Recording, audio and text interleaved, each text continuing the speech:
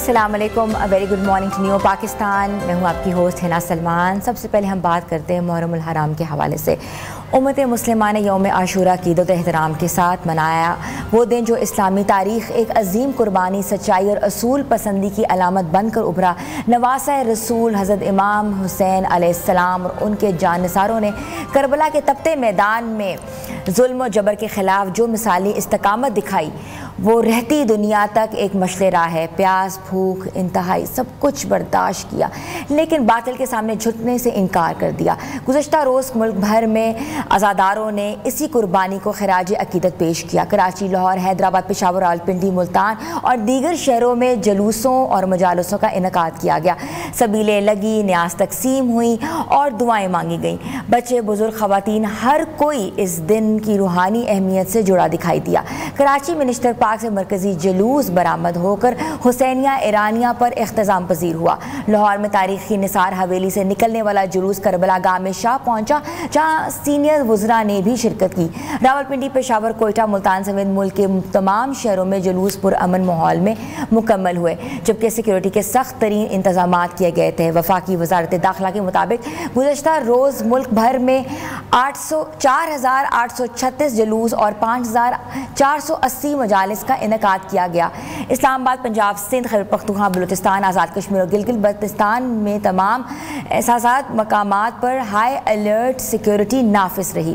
ناظرین، یوم عاشور ہمیں یاد دلاتا ہے کہ حسین علیہ السلام کسی ایک فرقے کے نہیں بلکہ پوری انسانیت کے ضمیر کی آواز ہیں۔ یہ دن ہمیں صرف آنسو بہانے نہیں بلکہ سوچنے کی دعوت دیتا ہے کہ ہم ظلم کے خلاف کہاں کھڑے ہیں۔ ہم نے امام حسین علیہ السلام کے پیغام کو کس حد تک اپنی زندگیوں میں اپنانا ہے۔ کربلا کوئی واقعہ تھا یا یہ ایک بڑا کہتے ہیں نا کہ پیغام تھا؟ اس حوالے سے آج ہم بات کریں گے۔ ہمارے ساتھ شو میں موجود ہیں سیرت اسکالر ڈاکٹر پیر طارق شریف زادہ۔ میں ان کو سب سے پہلے ویلکم کرتی ہوں۔ السلام علیکم۔ وعلیکم السلام ورحمۃ اللہ۔ بالکل، پیر صاحب مجھے یہ بتائیے گا کہ محرم الحرام کی کیا فضیلت ہے، کیا بیانات کیا گیا ہے قرآن اور سنت کی روشنی میں؟ جس میں رب محمد کریم علیہ الصلوۃ والتسلیم، سب سے پہلے تو یادآوری کا شکریہ، اور یقیناً ہم سب جانتے ہیں کہ محرم الحرام کی کئی نسبتیں اور کئی حوالے ہیں۔ یقیناً یہ اسلامی تقویم جو ہے سال کی، اس کا پہلا مہینہ ہے، اور پھر یہ ان 4 متبرک مہینوں میں سے ہے جنہیں پروردگار عالم کے رسول صلی اللہ علیہ وسلم کی وحی میں دھلی ہوئی زبان سے ہم تک یہ بشارت پہنچی کہ یہ حرمت کے مہینوں میں سے ایک مہینہ ہے، اور اس کی قدر و منزلت سرکار دو عالم صلی اللہ علیہ وسلم کے زمانے سے بات تو یقیناً ہے ہی ہے، لیکن حضور کی دنیا میں تشریف آوری سے پہلے بھی اہل عرب جو ہیں ان کے ہاں اس کی اہمیت بڑی مسلمہ تھی اور اس کا احترام اور اکرام پایا جاتا تھا۔ آپ اس بات سے تصور کیجئے کہ وہ ان مہینوں میں سے ایک مہینہ تھا کہ اگر اس مہینے کے اندر کسی شخص کو اپنے باپ کا قاتل میسر آ جاتا تو وہ اس کے خلاف تلوار اس وقت تک نہ اٹھاتا اور نیام سے نہ نکالتا جب تک محرم کا مہینہ ختم نہ ہو جاتا۔ یعنی اس مہینے میں اپنے باپ کے قاتل سے بھی بدلہ لینے میں گویا ایک مہینے کا احترام کرتے ہوئے انتظار کیا جاتا۔ تو اس سے اندازہ ہوتا ہے کہ یہ مہینہ جو ہے وہ بہت ابتدائی ایام سے انسانی تاریخ کے اندر ایک اپنی اہمیت رکھتا ہے اور اس کی ایک حیثیت اور اکرام پایا جاتا تھا۔ تاریخ کے بہت سارے نامور واقعات، وہ حضرت آدم علیہ السلام کی پیدائش ہو، آدم علیہ السلام کی توبہ کا قبول ہونا ہو، جناب نوح علیہ السلام کی کشتی اور ان کے ساتھ جو ان کے محبت کرنے والے ان کے ساتھ اس قافلے کا حصہ تھے، انہیں جودی پہاڑ پر اللہ کی طرف سے امان اور زندگی کے آثار میسر آنا ہو، حضرت ایوب رضی اللہ تعالیٰ عنہ جو ہیں ان کی بیماری کا امتحان جو ہے اس کو پایا تکمیل تک پہنچنا ہو، یا حضرت یعقوب علیہ السلام کی بینائی کا واپس آنا ہو، حضرت یوسف علیہ السلام کا اقتدار جو ہے وہ پانا ہو، یہ سارے واقعات جو تاریخ کے اندر ہیں یہ محرم الحرام کے مہینے کے ساتھ وابستہ ہیں۔ اور کیا دلچسپ معاملہ ہے کہ 10 محرم الحرام کی طرف آپ نے توجہ دلائی تو آپ یہ دیکھیں کہ حضرت موسیٰ علیہ السلام جو ہیں ان کو اللہ رب العزت نے یعنی یہ جب فرعون کے مقابلے میں انہیں اور ان کی قوم کو اللہ نے عزت عطا فرمائی اور فرعون پر غلبہ عطا فرمایا، تو یہ دن جو تھا یہ بھی محرم الحرام کی 10 تاریخ کا دن تھا، اور اسی وجہ سے اہل یہود آج تک اس دن کو ایک خاص نسبت کے ساتھ یوم سبت کہہ کے جو ہے مناتے ہیں اور اس کی ایک اہمیت جو ہے اس کا گویا اعتراف کرتے ہیں۔ خود سرکار دو عالم صلی اللہ علیہ وسلم جب مدینہ تشریف لائے تو معمول یہ تھا کہ رسول رحمت صلی اللہ علیہ وسلم نے دیکھا کہ اہل یہود جو ہیں وہ روزہ رکھتے ہیں. ویسے میں اپنے سامعین و ناظرین کی دلچسپی کے لیے بتاتا چلوں کہ محرم الحرام کا جو روزوں کی فرضیت ہے یہ تو ہجرت کے دوسرے سال ہوئی, لیکن اس سے پہلے سرکار دو عالم صلی اللہ علیہ وسلم کا مکے میں بھی اور مدینے کے اندر بھی یہ معمول رہا کہ رسول اللہ صلی اللہ علیہ وسلم فرضیت رمضان سے پہلے جو ہے وہ محرم الحرام کے مہینے کو اہتمام کے ساتھ جو ہے وہ روزے کے طور پر گزارتے. اور خود حضور کا فرمان ذیشان ہے کہ رمضان کے بعد سب سے زیادہ اللہ کے ہاں پسندیدہ روزے جو ہیں, جو عظمت والے روزے ہیں, زیادہ اجر و ثواب والا جو روزوں کا معاملہ ہے وہ محرم کے ساتھ منسوب ہے. سرکار ختمی مرتبہ صلی اللہ علیہ وسلم جو ہے وہ جب مدینہ تشریف لائے اور آپ نے دیکھا کہ اہل یہود جو ہیں وہ بھی 10 محرم کا روزہ رکھتے ہیں, تو حضور نے اپنے اصحاب سے پوچھا کہ ان کے اس روزے کی کیا بنیادی پیچھے اس کا پس منظر کیا ہے.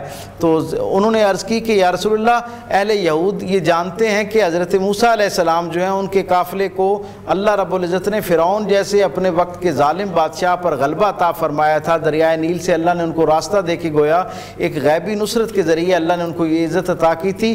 اہل یہود جو ہیں اس یعنی آزادی پانے اور اس کامیابی کی خوشی میں شکرانے کے طور پر روزہ رکھتے ہیں. تو سرکار نے فرمایا کہ اگر یہ حضرت موسیٰ علیہ السلام کی کامیابی پر خوش ہونا ہے تو ہم اس نسبت میں حضرت موسیٰ علیہ السلام کے زیادہ قریب ہیں ان یہودیوں کے. سو حضور نے فرمایا کہ ہم زیادہ اہتمام کے ساتھ روزہ رکھیں گے. اور پھر بعد میں جب یہ بات ہوئی کہ کہیں ان سے مشابہت نہ ہو جائے تو حضور نے فرمایا کہ 2 روزے رکھنے چاہیے, یعنی ایک روزہ میں اگلے برس, حضور نے یہ ارادہ فرمایا کہ میں اگلے برس یا ایک دن پہلے یا ایک دن بعد یعنی روزہ ملا کے جو ہے اس کو رکھوں گا. تو یہ اس اعتبار سے کئی اور جہتیں ہیں. عام الفیل جس سال میں سرکار دو عالم تشریف لائے اور ہم سب جانتے ہیں کہ یہ وہ سال تھا, اسے ہاتھیوں والا سال اسی لیے کہتے ہیں, جس پہ قرآن حکیم کے اندر سورہ فیل میں اللہ نے ابرہہ کا وہ پورا واقعہ بیان کیا جس نے کعبۃ اللہ کے اوپر چڑھائی کی اور پروردگار عالم نے جو پرندے تھے ان کے جھنڈ بھیج کر اس کے اوپر اپنا عذاب نازل کیا اور اسے نشان عبرت بنایا. یہ جو عام الفیل کا واقعہ ہے, کیا دلچسپ معاملہ ہے کہ یہ بھی یکم محرم الحرام کو ہوا اور پھر اس کے 72 دن کے بعد سرکار دو عالم صلی اللہ علیہ وآلہ وسلم دنیا کے اندر تشریف لائے. اور پھر سرکار کی اپنی زندگی کے اندر ایک بہت بنیادی اور ایک نمایاں عنوان جس پر نسبتاً کم بات اب ہوتی ہے وہ شیب ابی طالب کا واقعہ ہے. جب رسول اللہ صلی اللہ علیہ وسلم کا لائے ہوا پیغام پھیلنا شروع ہوا اور اہل مکہ جو ہیں ان کو یہ اندازہ ہونا شروع ہوا کہ اگر ہم اسلام کو نہیں قبول کریں گے تو باہر کے لوگ جو ہیں وہ آ کے اس کو قبول کرنا شروع کر دیں گے. سو سرکار دو عالم صلی اللہ علیہ وسلم کو یہ جو مکے کے اندر ایک مرکزی حیثیت حاصل ہے اور ایک سہولت حاصل ہے کہ جہاں تجارتی قافلے بھی آتے ہیں اور عبادت کی غرض سے بھی سارے اہل عرب آتے ہیں اور دنیا بھر سے لوگ آتے ہیں, تو انہوں نے یہ طے کیا کہ کیوں نہ رسول اللہ صلی اللہ علیہ وسلم کو جو ہے وہ اس شہر سے باہر نکال دیا جائے.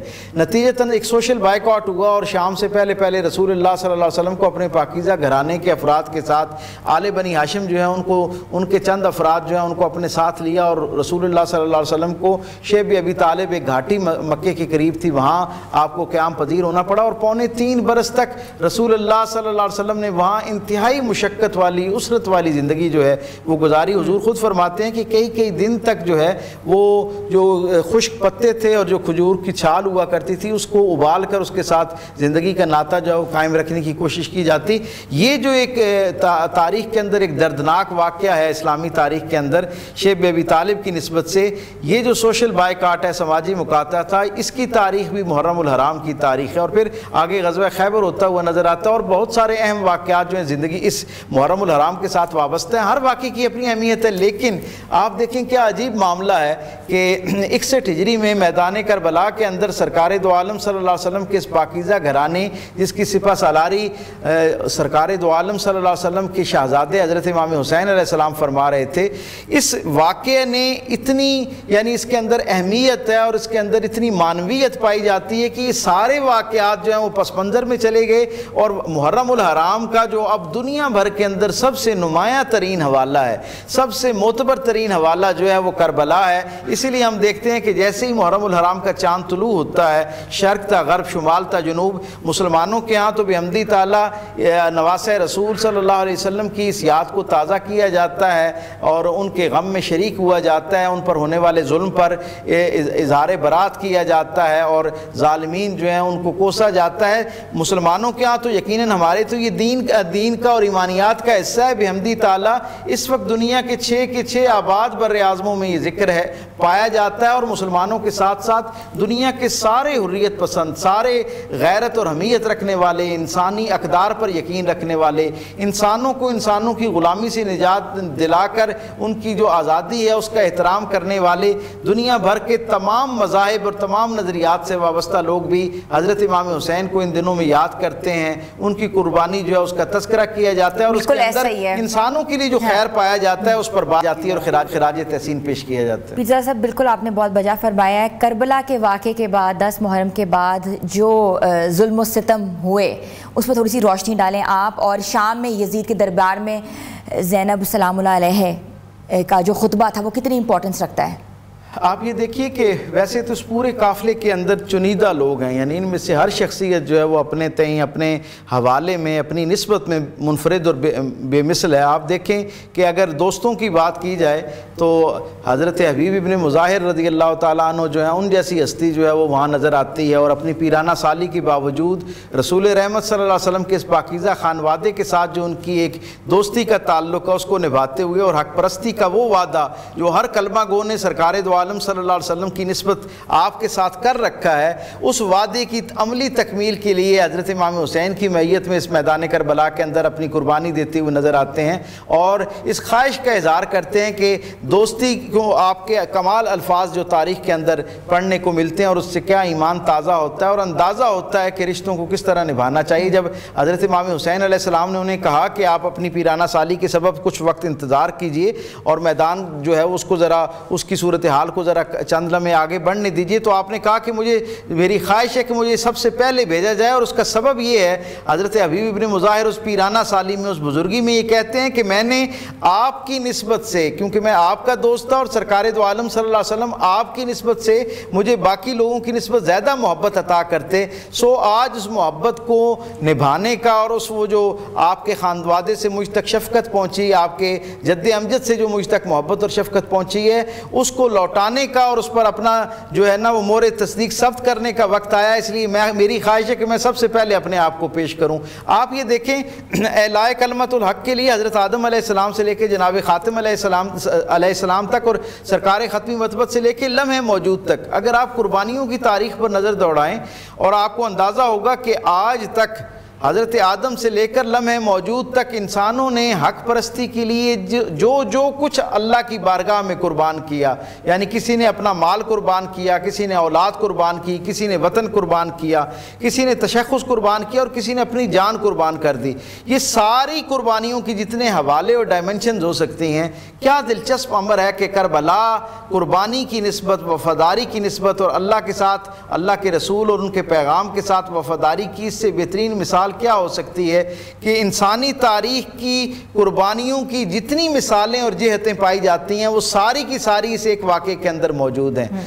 جناب امام حسین علیہ السلام نے جس اعلیٰ عرفہ انداز کے ساتھ جان کی، مال کی، عزت آبرو کی، اپنے خاندان کی، افراد خانہ کی، اپنے وطن کی، حتیٰ کہ اپنے تشخص کی جس وقار کے ساتھ قربانی دی ہے، انسانی تاریخ میں اس قربانی کی نہ تو کوئی دوسری نظیر ملتی ہے اور نہ کوئی اور اس انداز میں اتنا نمایاں کردار جو ہے وہ ہمیں نظر آتا ہے۔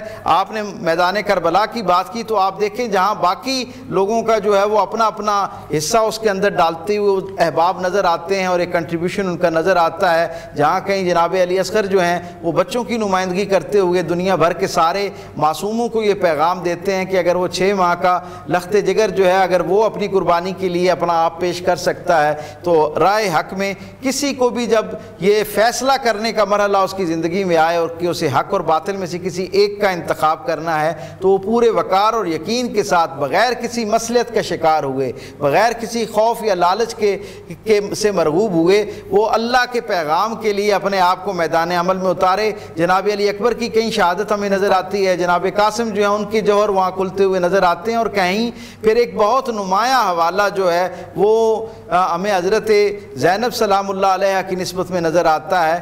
آپ تصور کیجئے کہ کربلا تک کا جو منظرنامہ ہے اس میں تو یقیناً اس قافلہ حق پرستہ کا عالم جو ہے میں سمجھتا ہوں کہ وہ حضرت امام حسین کے ہاتھ میں ہے اور وہ اس کی قیادت کرتے ہوئے نظر آتے ہیں. لیکن 10 محرم الحرام کی شام سے لے کر پھر واپس مدینہ پلٹنے تک، بلکہ اگر آپ مجھے اجازت دیں تو میں یہ کہوں کہ لمحے موجود تک حق پرستوں کے اس قافلے کی جو قافلہ سالاری ہے وہ حضرت سیدہ زینب سلام اللہ علیہ جو ہیں ان کے ہاتھ ہے.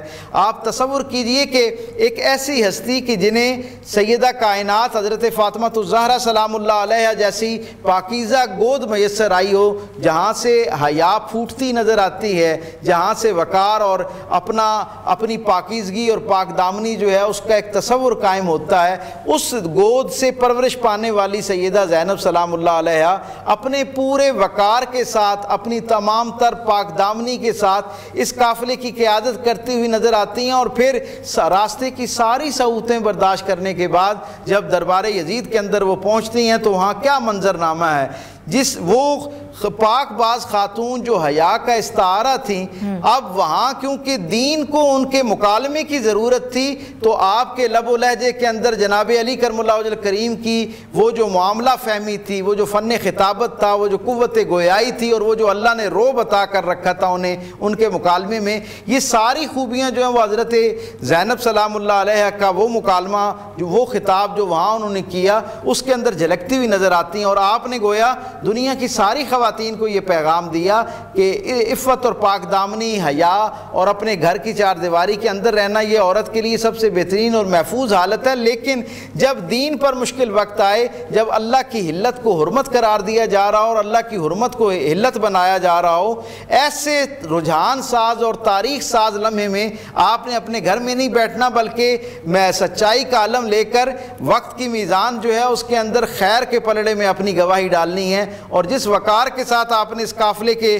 لوگوں کا حوصلہ بھی بڑھایا، آپ خود تصور کیجئے شاید اس قافلے میں سب سے زیادہ دکھ سمیٹنے والی ہستی کا نام حضرت زینب ہے، لیکن آپ نے جس حوصلے کے ساتھ اپنے ساتھ وابستہ وہ سارے اس قافلے کے باقی ماندہ لوگ بالخصوص افراد خانہ جو ہیں سرکار دو عالم صلی اللہ علیہ وسلم کے، آپ کے خانوادے کے جو چراغ آپ کے ساتھ ہیں، ان کی جس انداز میں آپ نے حوصلہ افزائی کی، ذہن سازی کی اور حکمت عملی کے ساتھ جس طرح آپ وہاں سے مدینہ پہنچتی ہیں تو وہ آپ کا مدینے میں آ کر بھی لوگوں کے ساتھ وہ جو مکالمہ ہے میں سمجھتا ہوں اسی نے آگے چل کے ایک تحریک کی شکل اختیار کی. اور پھر تاریخ نے ہمیں یہ بتایا کہ اصحاب رسول جو مدینہ کے اندر موجود تھے، جو ظاہر ہے اس وقت تک اس طرح کا لیک آف کمیونیکیشن تھا اور لوگوں کو بہت جلدی خبریں جو ہیں وہ نہیں پہنچا کرتی تھی، جب حقیقی معنوں میں حضرت زینب سلام اللہ علیہ اور جناب زین العابدین جو ہیں وہ وہاں مدینہ واپس پہنچتے ہیں، اور اہل مدینہ میں وہ جو بزرگ اصحاب ہیں جو پیرانہ سالی کے سبب بہت زیادہ متحرک نہیں ہیں، جب انہیں یہ خبر پہنچتی ہے کہ حضور کے گھرانے کے ساتھ یہ سارا کچھ معاملہ ہوا اور وہ آ کے کھڑے ہوتے ہیں ان کے سامنے، جب ان کو یہ بات پتہ چلتی ہے تو وہ یزید کے خلاف وہ اعلان برات اور اس سے نفرت کا اظہار جو حضرت امام حسین علیہ السلام نے کیا تھا اور جس کی عملی صورت آپ نے کربلا کے اندر اپنی شہادت اور اپنا خون پیش کر کے کی، جب اس کی یہ سارے اس کے کبھی حرکات اور کرتوتوں اور اس کی نیت اور اس کے عوامل جو ہیں ان کی خبر حضرت زینب سلام اللہ علیہ اور حضرت زین العابدین کی نسبت سے اہل مدینہ تک پہنچتی ہے، تو ہم یہ دیکھتے ہیں تاریخ یہ بڑی وضاحت کے ساتھ ہمیں بتاتی ہے کہ وہ سارے اصحاب رسول جو اس وقت مدینہ کے اندر موجود تھے، سارے کے سارے بالاتفاق یزید کے خلاف اعلان برات کرتے ہیں، گویا ایک درجے پر اس سے لا تعلقی کا اظہار کرتے ہیں. اور اس کا عملی صرف یہ زبان سے نہیں ہے بلکہ اس وقت تک جتنے اصحاب رسول کو خلفائے راشدین کے زمانے سے لے کر اس لمحے تک وہ جو وظائف کی شکل میں ایک ان کا اکرام کیا جاتا تھا، احترام کیا جاتا تھا، اس واقعے کے بعد ان تمام اصحاب رسول نے بالاتفاق سب نے مل کر وہ جو وہاں سے آنے والا وظیفہ تھا، یعنی جو یزید کی طرف سے تحائف کی شکل میں زیادہ بڑھا کر بھیجا گیا تھا، سارے کا سارا وہ وظیفہ اسی طرح واپس بھیج دیا گیا اور کسی ایک صحابی نے بھی نہ لیا.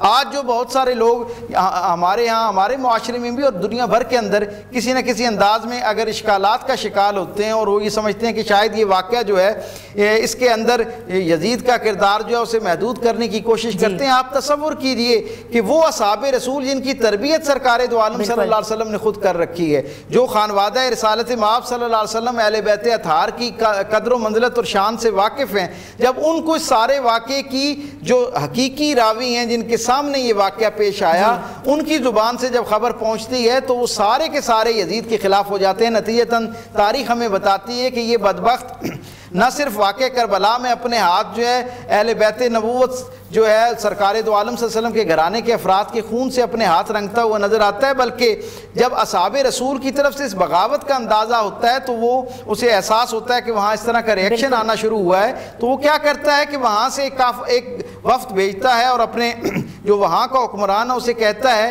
کہ یہاں سے جو جید اصحاب ہیں انہیں کہو کہ مجھ سے ایک دفعہ ملاقات تو کر لیں، شاید ان کا دل جو ہے وہ تبدیل ہو جائے، ان کی رائے تبدیل ہو جائے۔ عبداللہ ابن حنظلہ جو ہے ان کی قیادت میں وہاں جاتے ہیں اور پھر وہ واپس آ کے اصحاب کو بتاتے ہیں کہ یزید جو ہے وہ تو اللہ کی شریعت کا تارک ہے اور وہ ہر وقت شراب میں مست رہتا ہے، نماز کی پابندی نہیں کرتا اور اس سے بڑھ کر سود کو جائز قرار دیتا ہے اور بہت سارے حرمت کے رشتوں کی پامالی کا ذریعہ بنتا ہے اور ان کا نظریہ رکھتا ہے۔ جب یہ واقعہ واپس پہنچا تو پھر اصحاب کمر بستہ ہو کے کھڑے ہو گئے اور تاریخ بتاتی ہے واقعہ ہرا ہوتا ہوا نظر آتا ہے اور 12,000 کی فوج جو ہے یزیدی وہ آتی ہے اور مدینے کو تاراج کر کے رکھ دیتی ہے۔ جید اصحاب جو ہیں ان کو جو ہے وہ شہید کیا جاتا ہے۔ حضرت عبد الرحمن بن عوف جیسی ہستیاں جو عشرہ مبشرہ میں سے ہیں، عبداللہ ابن حنظلہ جیسی ہستیاں، یہ جلیل القدر صحابی جو ہے ان کی خون سے جو ہے وہ اپنے ہاتھ رنگتے ہیں۔ مسجد نبوی کی بھی حرمتی کی جاتی ہے، وہاں گھوڑے باندھے جاتے ہیں، 3 دن تک وہاں کی املاک اور بس اس کے بعد جو یزید کا حال ہوا وہ بھی ہمارے سامنے ہی ہے۔ یہاں بے شک، اور پھر مکے کے اندر بھی اسی طرح کرتا ہے اور کعبۃ اللہ کا غلاف تک جلایا جاتا ہے اور اس پہ منجنیکوں سے حملہ کیا جاتا ہے۔ تو یہ سارے وہ واقعات ہیں جو ایک شخصیت کو سمجھنے میں جو ہے میں سمجھتا ہوں کہ کافی ہیں اور اس سے بہت بخوبی اندازہ ہو سکتا ہے کہ کسی شخص کی بدبختی کس حد تک ہو سکتی ہے۔ بہت بہت شکریہ۔ سیرت اسکالر ڈاکٹر پی طارق شریف زادہ ہمارے ساتھ موجود ہیں، انہوں نے ہمیں بتایا کہ واقعہ کربلا اسلامی تاریخ میں ایک عظیم قربانی، سچائی اور حق اور باطل کے درمیان ایک ابھرتا ہوا ثبوت ہے جو کہ کبھی بھلایا نہیں جا سکتا۔ ویورز، اب تھوڑی سی ہم بات کریں گے جو ڈفرینٹ قسم کے ایپیسوڈز ہو رہے ہیں۔ ابھی ہم نے دیکھا کہ لیاری بغدادی میں رہائشی عمارت گرنے کے واقعے کو 3 دن ہو چکے ہیں لیکن ریسکیو آپریشن مکمل کر لیا گیا ہے اور 27 افراد کی لاشیں ملبے سے نکالی جا چکی ہیں، جن میں سے 3 بچے، 9 خواتین اور 15 مرد شامل ہیں۔ یہ صرف ایک عمارت کا گرنا ہی نہیں تھا، یہ نظام کی خرابی، نگرانی کی کمی، منظوری کے بغیر تعمیر اور انسانی جان کی قیمت کی کہتے ہیں نا کہ کاروبار گرم کیا ہوا ہے۔ افسوسناک جھلک نظر آ رہی ہے اس واقعے میں۔ ریسکیو ادارے، فائر بریگیڈ اور انتظامیہ نے 3 دن کی مسلسل محنت کے بعد ہیوی مشینری سے ملبہ ہٹایا ہے، لیکن ایک قیمتی جان، نوجوان جس کا نام زید کی لاش آخری لمحات میں نکالی گئی۔ افسوسناک یہ واقعہ ہے اور متاثرہ عمارت صرف 2 سال پرانی تھی، اس کے باوجود زمین بوس ہو گئی اور تعمیراتی معیار کہتے ہیں کہ ناقص ہونے کی وجہ سے یہ واقعہ پیش ہوا ہے اور نظام میں کتنی بڑی کمزوری ہے۔ اور وزیر اعلیٰ سندھ جو ہے مراد علی شاہ نے اس واقعے کا بہت نوٹس بھی لیا ہے اور افسوسناک قرار دیا ہے اور عوام سے اپیل کی ہے کہ جب بھی وہ فلیٹ خریدیں یا کوئی گھر خریدیں تو اس سے پہلے عمارت کی منظوری ضرور چیک کریں۔ لیکن سوال یہ پیدا ہوتا ہے کہ منظوری چیک کرنا کیا صرف عوام کا کام ہے؟ یہ ذمہ داری عوام کی ہے، جن اداروں کو نگرانی کرنی چاہیے وہ کہاں تھے؟ تو اس سلسلے میں ہم بات کریں گے، ہمارے ساتھ موجود ہیں حکومت سندھ کی ترجمان سعدیہ جاوید صاحبہ۔ جی السلام علیکم۔ جی وعلیکم السلام، کیسی ہیں آپ؟ ٹھیک ہے؟ بالکل ٹھیک۔ سعدیہ آپ سنائیں، ٹھیک ہے؟ جی سعدیہ، سب سے پہلے مجھے بات بتائیں کہ آپ کے خیال میں لیاری میں جو عمارت گری ہے یہ کتنا بڑا حادثہ ہے اور یہ کیا امپیکٹ کریٹ کر رہا ہے؟ دیکھیں، یہ ایک بہت المناک واقعہ ہے۔ انسانی جان کا نقصان، چاہے وہ 1 کا ہو چاہے وہ 27 کا ہو، انسانی جان کے نقصان کا کوئی نیم البدل نہیں ہے اس دنیا میں۔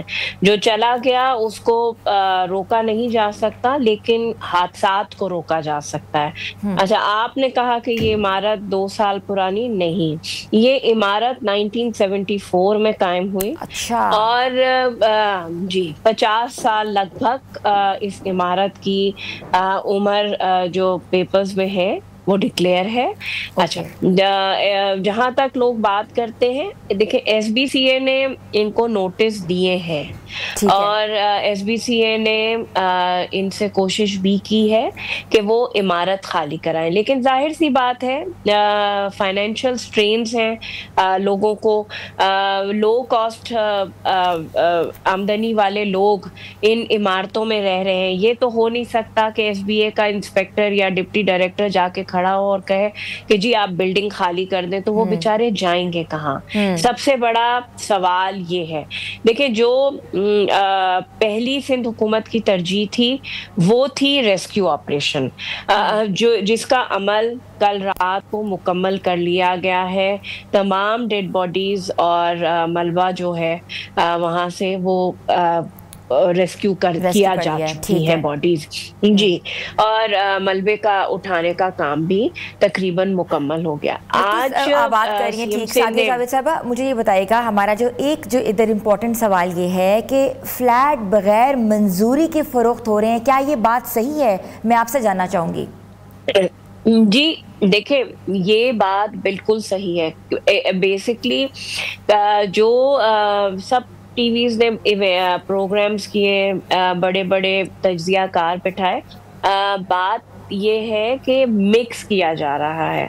ایک عمارتیں وہ ہیں جو 50-60 سال پہلے یا پری پارٹیشن, کیونکہ یہ اولڈ سٹی ایریا ہے, عمارتیں ہیں جو مخدوش ہو چکی ہیں جن کو گرانا لازمی ہے, جس میں سے 22 عمارتوں کی نشاندہی آلریڈی ایس بی سی اے کے پاس موجود ہے, لیکن ان کو خالی کرانا ایک مرحلہ ہے. اچھا, پھر اس کے بعد آپ نے یہ بات کی کہ جی کیا جعلی بلڈنگز بن رہی ہیں بغیر اجازت کے؟ جی بالکل بن رہی ہیں. ایس بی سی اے میں یہ نہیں کہوں گی, دیکھیں کوئی ادارہ پورے کے پورے ادارے پہ ذمہ داری نہیں رکھی جاتی. وہاں کالی بھیڑے بالکل موجود ہیں. میں آپ کو یہ یقین دہانی کرا رہی ہوں کہ آج جو چیف منسٹر صاحب نے 11 بجے اجلاس بلایا, اس کے 2 امپورٹنٹ ایجنڈا ہیں. ایک کہ ایس بی سی اے کے خلاف کاروائی ہوگی جو بھی اس میں ملوث ہے, اور دوسرا کہ یہ جو مکین جو عمارتوں کی نشاندہی ہوئی ہے کہ آئندہ مستقبل میں ایسے حادثات سے بچا جائے, ان لوگوں کی ری ہیبلیٹیشن کا پروگرام سندھ حکومت جو ہے وہ رکھے. سعدیہ جی, لوگوں کے کروڑوں روپے جو ہیں وہ اس وقت ڈوب گئے, بے یارو مددگار اس وقت خیموں میں زندگی گزار رہے ہیں, کیا ان کا قصور ہے؟ مجھے صرف ایک یہ بات بتا دیں, ہیومنٹیرین گراؤنڈز کے اوپر 14 عمارتیں جو ہیں وہ بھی باہر بیٹھی ہوئے ہیں اور جو خالی کرائی گئی ہیں ان کے لوگ. جی بالکل, دیکھیں اسی لیے اس بلڈر مافیا کے خلاف کارروائی کے لیے, دیکھیں ایس بی سی اے نے خود تو نہیں کیا نا, کوئی اس کے پاس گیا ہے, تو وہ جو بلڈر مافیا ہے جو انلیگل کنسٹرکشن میں انوالو ہے ان کے خلاف بھی کارروائی کی جائے گی. ان سے ان لوگوں کی جو بھی پیمنٹس ہوئی ہیں وہ ریکوری کرا کے دی جائے گی, تاکہ یہ لوگ اپنے رہنے کا مناسب انتظام کر سکیں. دیکھیں یہ بالکل ٹھیک ہے کہ المیہ ہو جاتا ہے, 2-4 دن ہم آپ سب جو ہے وہ شور مچاتے ہیں اور پھر بھول جاتے ہیں. نہیں, ایسا بالکل نہیں ہوگا.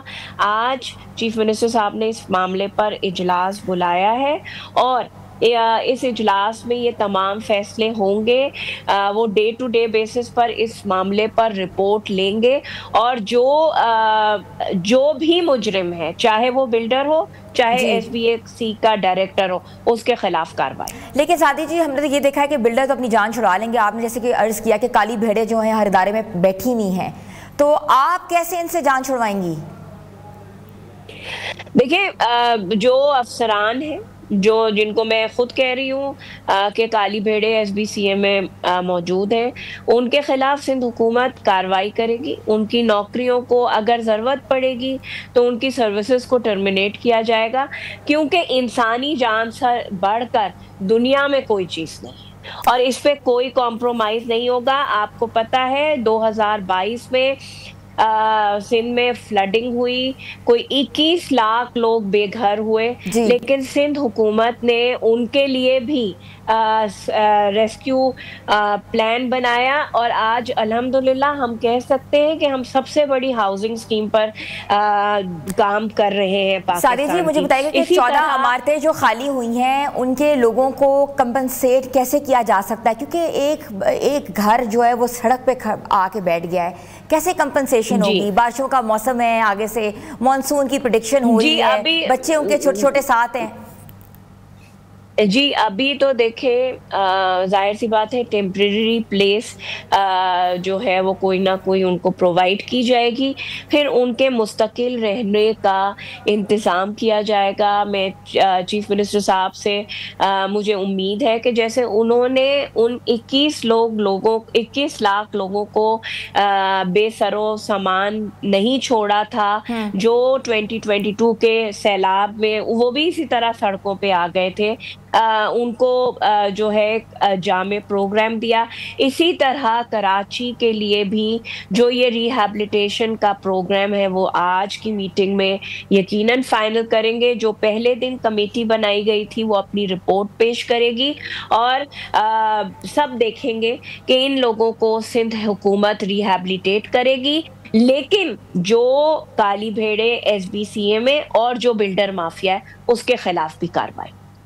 बिल्कुल ऐसे ये मुझे बताएं कि लियारी में अभी तक 22 जो बिल्डिंग्स हैं उनको खाली कराने के लिए कहा जा रहा है, क्योंकि वो भी कहते हैं ना कुछ अरसे के बाद मुनहदम हो जाएंगी और अभी उसमें 8 आबाद हैं। क्या प्लानिंग चल रही है, क्या हिकमत अमली है, कैसे खाली कराया जाएगा? क्या जो खाली कराए जाएंगे जो लोग होंगे उनको किसी स्कूल में ट्रांसफ़र किया जाएगा? हाँ जी, जाहिर सी बात है कि उनको जिन लोगों को मुंतकिल किया जा रहा है, मैंने आपको कहा कि उनको टेम्परेरीली अभी रखा जाएगा। स्कूल कॉलेजेस की बिल्डिंग इस वक्त खाली है क्योंकि स्कूलों में छुट्टी है, वहाँ रखा जाएगा और उसके बाद फिर उनके लिए मुस्तकिल बंदोबस्त किया जाएगा और ताकि वो लोग अपने घरों में जाकर रहें। और जो वो बिल्डिंग्स हैं जो इंतहाई मखदूश हैं या इलीगली कंस्ट्रक्टेड हैं और उनके गिरने का खतरा है, उनको डिमोलिश किया जाएगा। ये एक बड़ा अमल है। जाहिर सी बात है आज मीटिंग कॉल की है चीफ मिनिस्टर साहब ने और आपको जी उसके बाद फैसला आएगा। और दूसरी बात देखें, हर जो पॉलिटिकल पार्टी होती है ना उसको इस तरह के डिसीजन लेना बहुत मुश्किल होता है क्योंकि उसका वोटर मुतासर हो रहा होता है। और थोड़ा सा बात करना चाहूंगी जी प्लीज, कता कलामी के लिए माजरत है। मैं थोड़ी सी बात करना चाहूँगी ज़रा हुकूमत के हवाले से कि पाकिस्तान पीपल्स पार्टी के जो रुकन कौमी असम्बली है नबील कबूल, उनका कहना है कि उन तमाम लोगों को मुअत्तल किया जाए और हुकूमत भी जिम्मेदार है इस चीज़ की। देखिए, पॉलिटिकल स्टेटमेंट दिया जा नबील साहब की अपनी राय होगी, उन्होंने एक बयान दिया है, वो इस बारे में इस तरह सोचते होंगे। लेकिन अगर कोई ये कहता है तो देखें, उसी दिन जिस दिन ये वाकया हुआ है उसी घंटे में जो अफसरान उस इलाके के जिम्मेदार थे, लोकल गवर्नमेंट मिनिस्टर ने उनको मुअत्तल किया है, उनके खिलाफ कार्रवाई के लिए ऑर्डर दिया है। चीफ मिनिस्टर साहब ने कहा है कि अगर कोई भी अफसर जो भी इसमें कोई भी नहीं जो भी अफसर मुलव्विस है उसके खिलाफ कानूनी कार्रवाई भी की जाएगी। तो हमें देखना चाहिए क्योंकि आपको पता है कि जब ये हादसा हुआ उसके बाद 2 दिन 9 और 10 मुहर्रम आशूर था, तो जाहिर सी बात है उस तरह और पहली जो तरजीह थी वो थी रेस्क्यू कॉपरेशन जो कि मुकम्मल किया गया। नबील गबोल साहब काबिल एहतराम है, पाकिस्तान पीपल्स पार्टी के MNA हैं, उनकी अपनी राय है, लेकिन चीज़ों को जाहिर सी बात है पॉलिटिकल फोर्सेस अपने लोगों को ऐसे बेयारो मददगार भी नहीं छोड़ती, तो इसलिए रिहैबिलिटेशन प्लान देना पड़ेगा ओल्ड सिटी एरिया के लिए जहां जो लोग मुकीम हैं उन इमारतों को खाली कराने से। سے پہلے۔ ساری صاحبہ یہ بتائیے گا کہ حکومت سندھ نے مستقبل میں ایسی عمارتوں کو کوئی ڈیجیٹلائز سسٹم کے طور پہ رکھنا ہے کہ کوئی سسٹم ایسا متعارف کیا جائے کہ عمارت جو ہے اس کا سارا کچھ ڈیجیٹلائز ہو جو کہ لوگ رہے، کیونکہ یہ ایسے واقعات پہلے بھی ہوئے ہیں؟ دیکھیں بالکل آپ کی بات صحیح ہے، دیکھیں نشاندہی تو ایس بی سی اے نے کی ہے نا، سندھ حکومت نے سرویز کرائے ہیں، اور جب بھی نشاندہی ہوئی کہ کراچی میں لگ بھگ 580 عمارتیں جو ہیں وہ جو ہیں وہ خطرناک ہیں، باقی بھی جو بہتری ایس بی سی اے میں لائی جا سکتی ہے اس کے لیے سندھ حکومت کام کر رہی ہے اور مزید بہتری کے لیے کام کرتے رہیں گے۔ اچھا مجھے یہ بھی بتائیے گا کہ حکومت جو ہے بلڈر مافیا کو کنٹرول کرنے کے لیے کوئی نیا قانون یا کوئی ریگولیٹری لے کر آ رہی ہے؟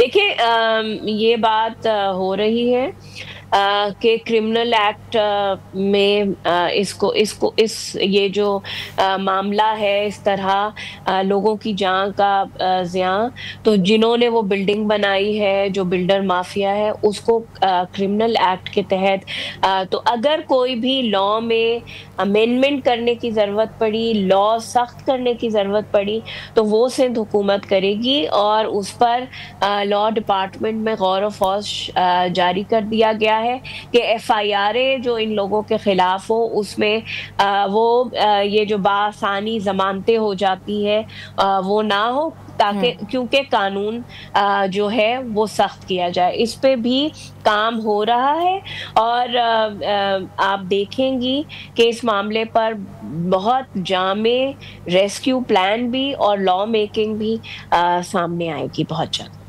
بہت بہت شکریہ، تھینک یو سو مچ۔ حکومت سندھ کی ترجمان سعدیہ جاوید صاحبہ ہمارے ساتھ ہی، جن کا کہنا تھا کہ یہ جو واقعہ ہے الفناک واقعہ ہے اور کنڈینیبل واقعہ ہے، لیکن جو لوگ ملوث ہیں، چاہے وہ بلڈر مافیا ہو، چاہے وہ ایسے لوگ ہوں جنہوں نے ناقص مٹیریل، ناقص نظام استعمال کیا ان بلڈنگز کے اوپر، ان پہ سخت سے سخت کارروائی ہوگی اور ایک ایسا لاء لے کر آئیں گے جس سے آگے آنے والے دنوں میں یہ سارے مسائل جو ہیں وہ کم ہو سکیں۔ چھوٹی سی بریک لیتے ہیں، بریک کے بعد واپس آتے ہیں۔ آپ دیکھ رہے ہیں نیو پاکستان۔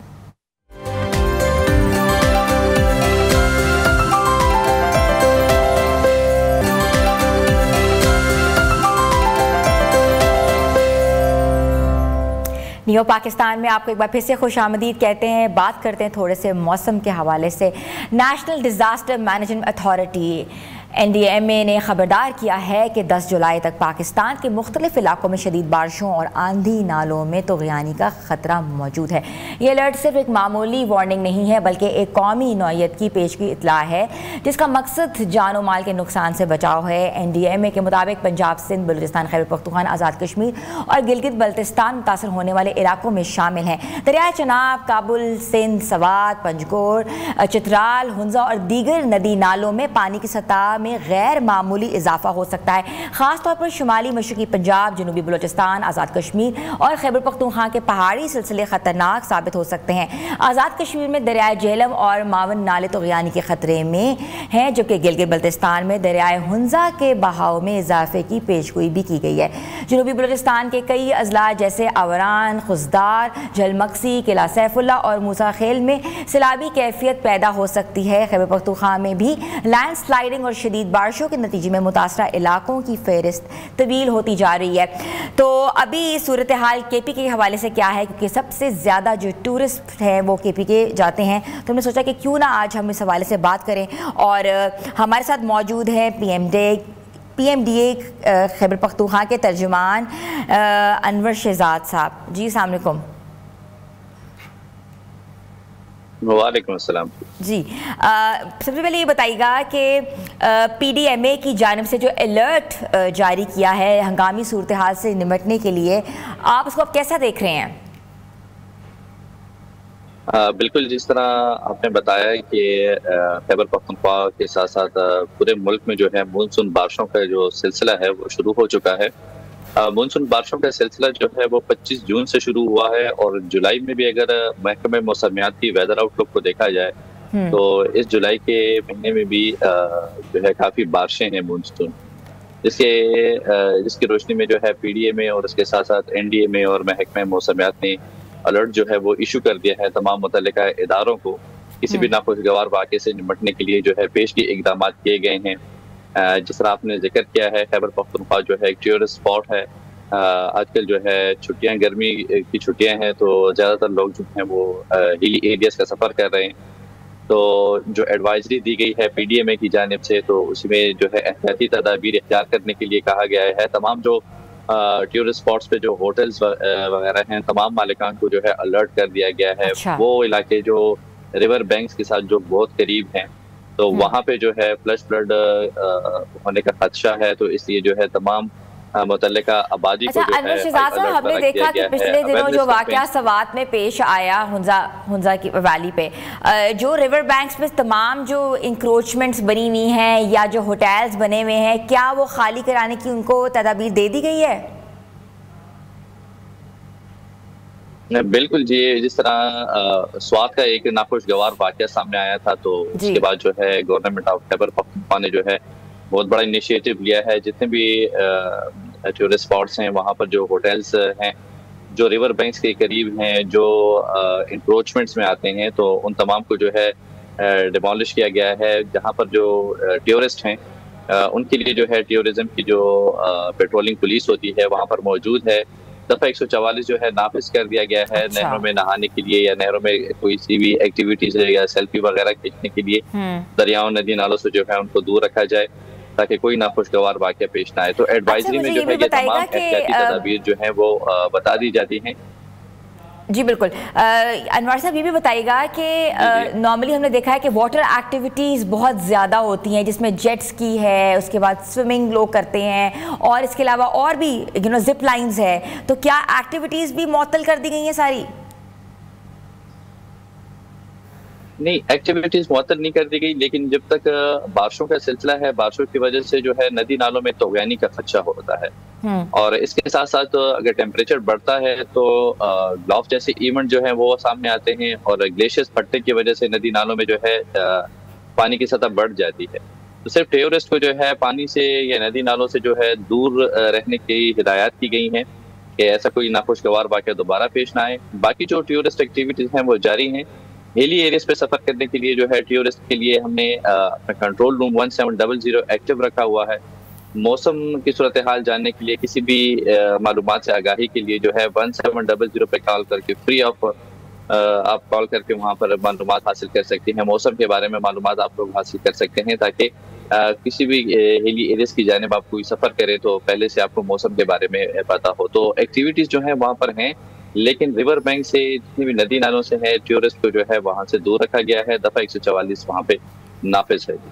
ٹھیک ہے. مجھے بتائیے گا کہ خیبر پختونخوا میں اس وقت کون سے ایسے علاقے ہیں جن کے زیادہ خطرہ ہے یا اس کی زد میں آ سکتے ہیں پانی کی؟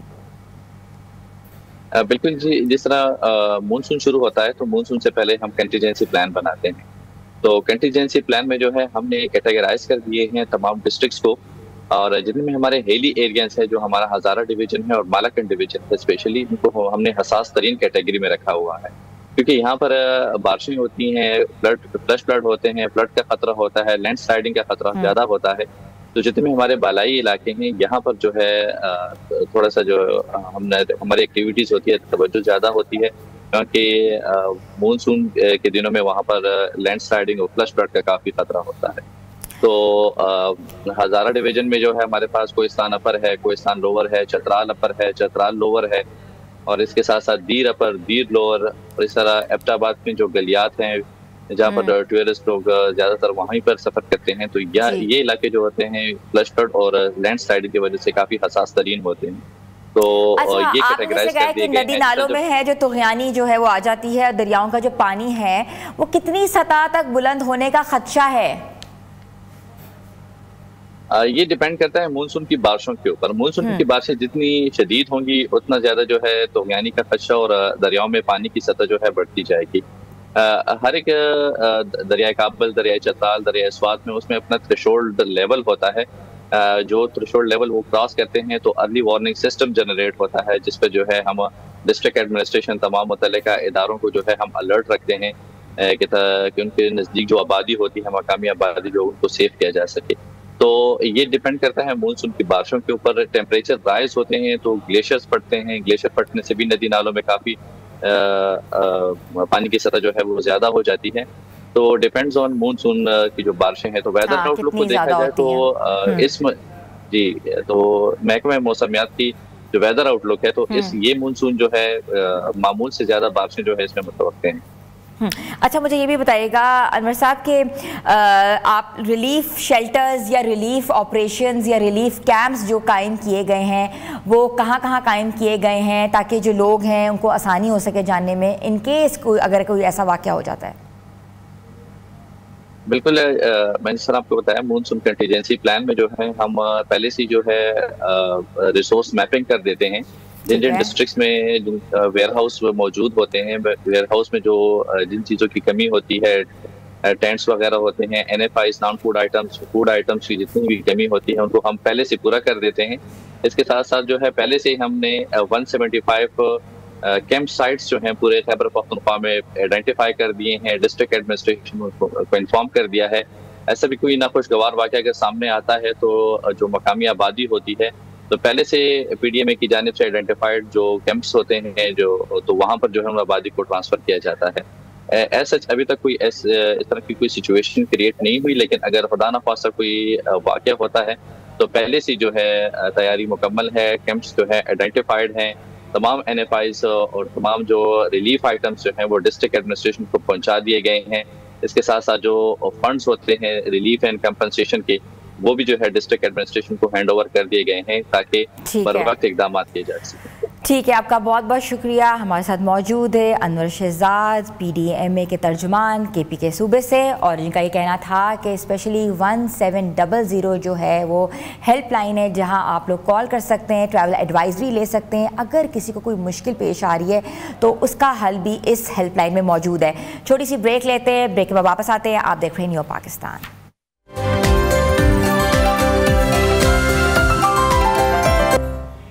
نیو پاکستان میں آپ کو ایک بار پھر سے خوش آمدید کہتے ہیں. تھوڑی سی بات کرتے ہیں انٹرنیشنل افیئرس کے حوالے سے, جہاں پاکستان نے اقوام متحدہ کی سلامتی کونسل UNSC کی صدارت سنبھال لی ہے.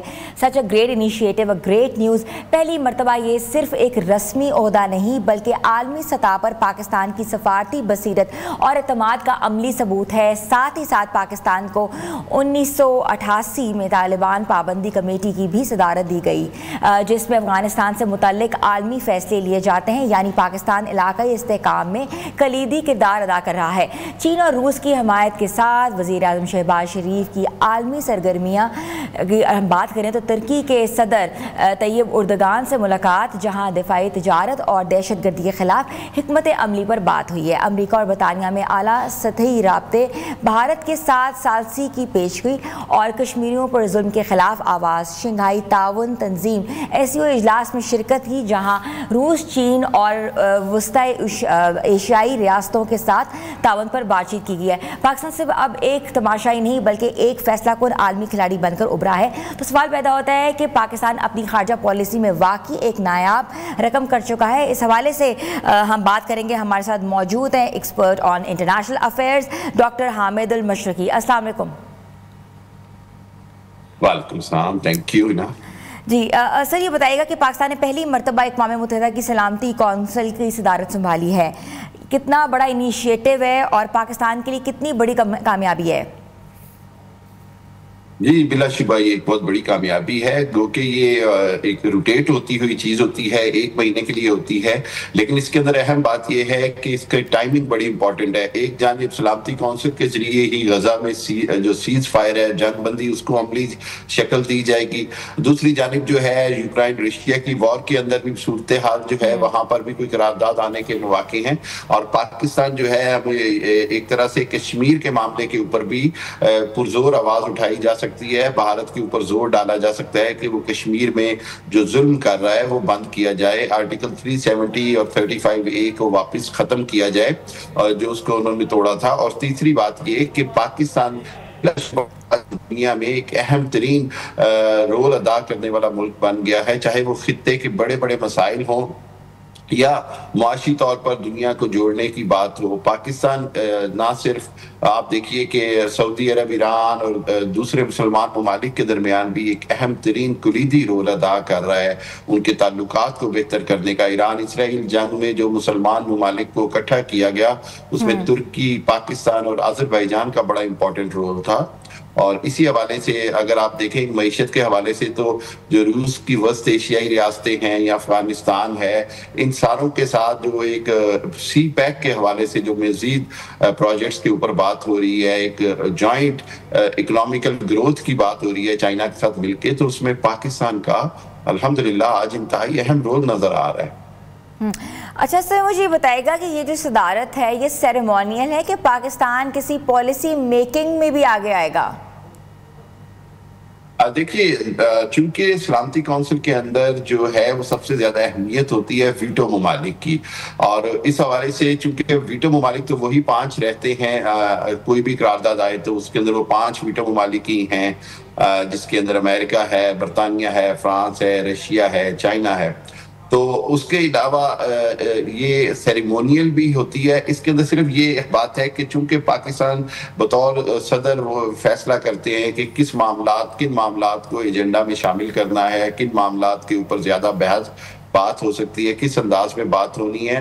لیکن اگر آپ کہیں کہ کوئی ویٹو پاور ہوتی ہے یا کوئی ایسی، تو وہ بطور صدر بھی آپ کے پاس نہیں ہوتی ہے۔ تو اس لیے اس کو سیریمونیل بھی کہا جا سکتا ہے، لیکن چونکہ اس کی ٹائمنگ بڑی امپورٹنٹ ہے اس لیے یہ سیریمونیل سے بہت بڑھ کے ہے۔ اچھا، پاکستان کو طالبان کی اوپر پابندی کی جو کمیٹی کی سربراہی وہ بھی ملی ہے۔ خطے میں افغانستان سے متعلق ہمارے کردار پر آپ کیا سمجھتے ہیں کہ کتنا امپورٹنٹ ہوگا یہ رول؟ جی، یہ بہت کامیابی ہے، اور میں آپ کو بتاتا چلوں کہ یہ انڈیا کے لیے بہت بڑا سیٹ بیک ہے۔ انڈیا ہمیشہ کوشش کرتا ہے کہ طالبان اور افغانستان کے حوالے سے اس کو کوئی نہ کوئی رول دیا جائے، جبکہ پاکستان اور پوری دنیا یہ جانتی ہے، اور پاکستان پوری دنیا کو یہ سمجھاتا ہے کہ چونکہ ہم نے ہی افغانستان کی 40-50 سال کی جنگ لڑی ہے، چاہے وہ روس کے ساتھ ہو، چاہے وہ 9/11 کے بعد ہو، یا جو بھی ہو، تو اس کے اندر پاکستان کا جتنا بھی امن ہے، پاکستان کی معیشت کی بہت ساری چیزیں افغانستان سے جڑی ہوئی ہیں۔ افغانستان کی ترقی، افغانستان میں امن یا دوسری قوتوں کے ساتھ مذاکرات میں پاکستان نے ہی ہمیشہ سب سے اہم کردار ادا کیا۔ سو موجودہ یہ جو پاکستان کو جس کمیٹی کی صدارت ملی ہے افغانستان کے حوالے سے، یہ بڑی سگنیفیکنٹ ہے۔ اور آپ دیکھیے کہ اس کے ساتھ ہی 2 دن پہلے رشیا نے بطور پہلے ملک افغانستان کی جو طالبان حکومت ہے اس کو بطور ایک انٹرنیشنل حکومت اور سفارتی تعلقات کے تسلیم کیا ہے۔ اسی حوالے سے چائنا اور افغانستان کو قریب لانے میں پاکستان کا کردار ہے۔ خطے کے اندر افغانستان کے حوالے سے کوئی بھی پالیسی میں نہیں سمجھتا کہ پاکستان کے بغیر بن سکتی ہے، اور پاکستان اس میں کوئی بھی اہم جو اقدام ہے اس میں کلیدی کردار ادا کرتا رہا ہے، کرتا رہے گا۔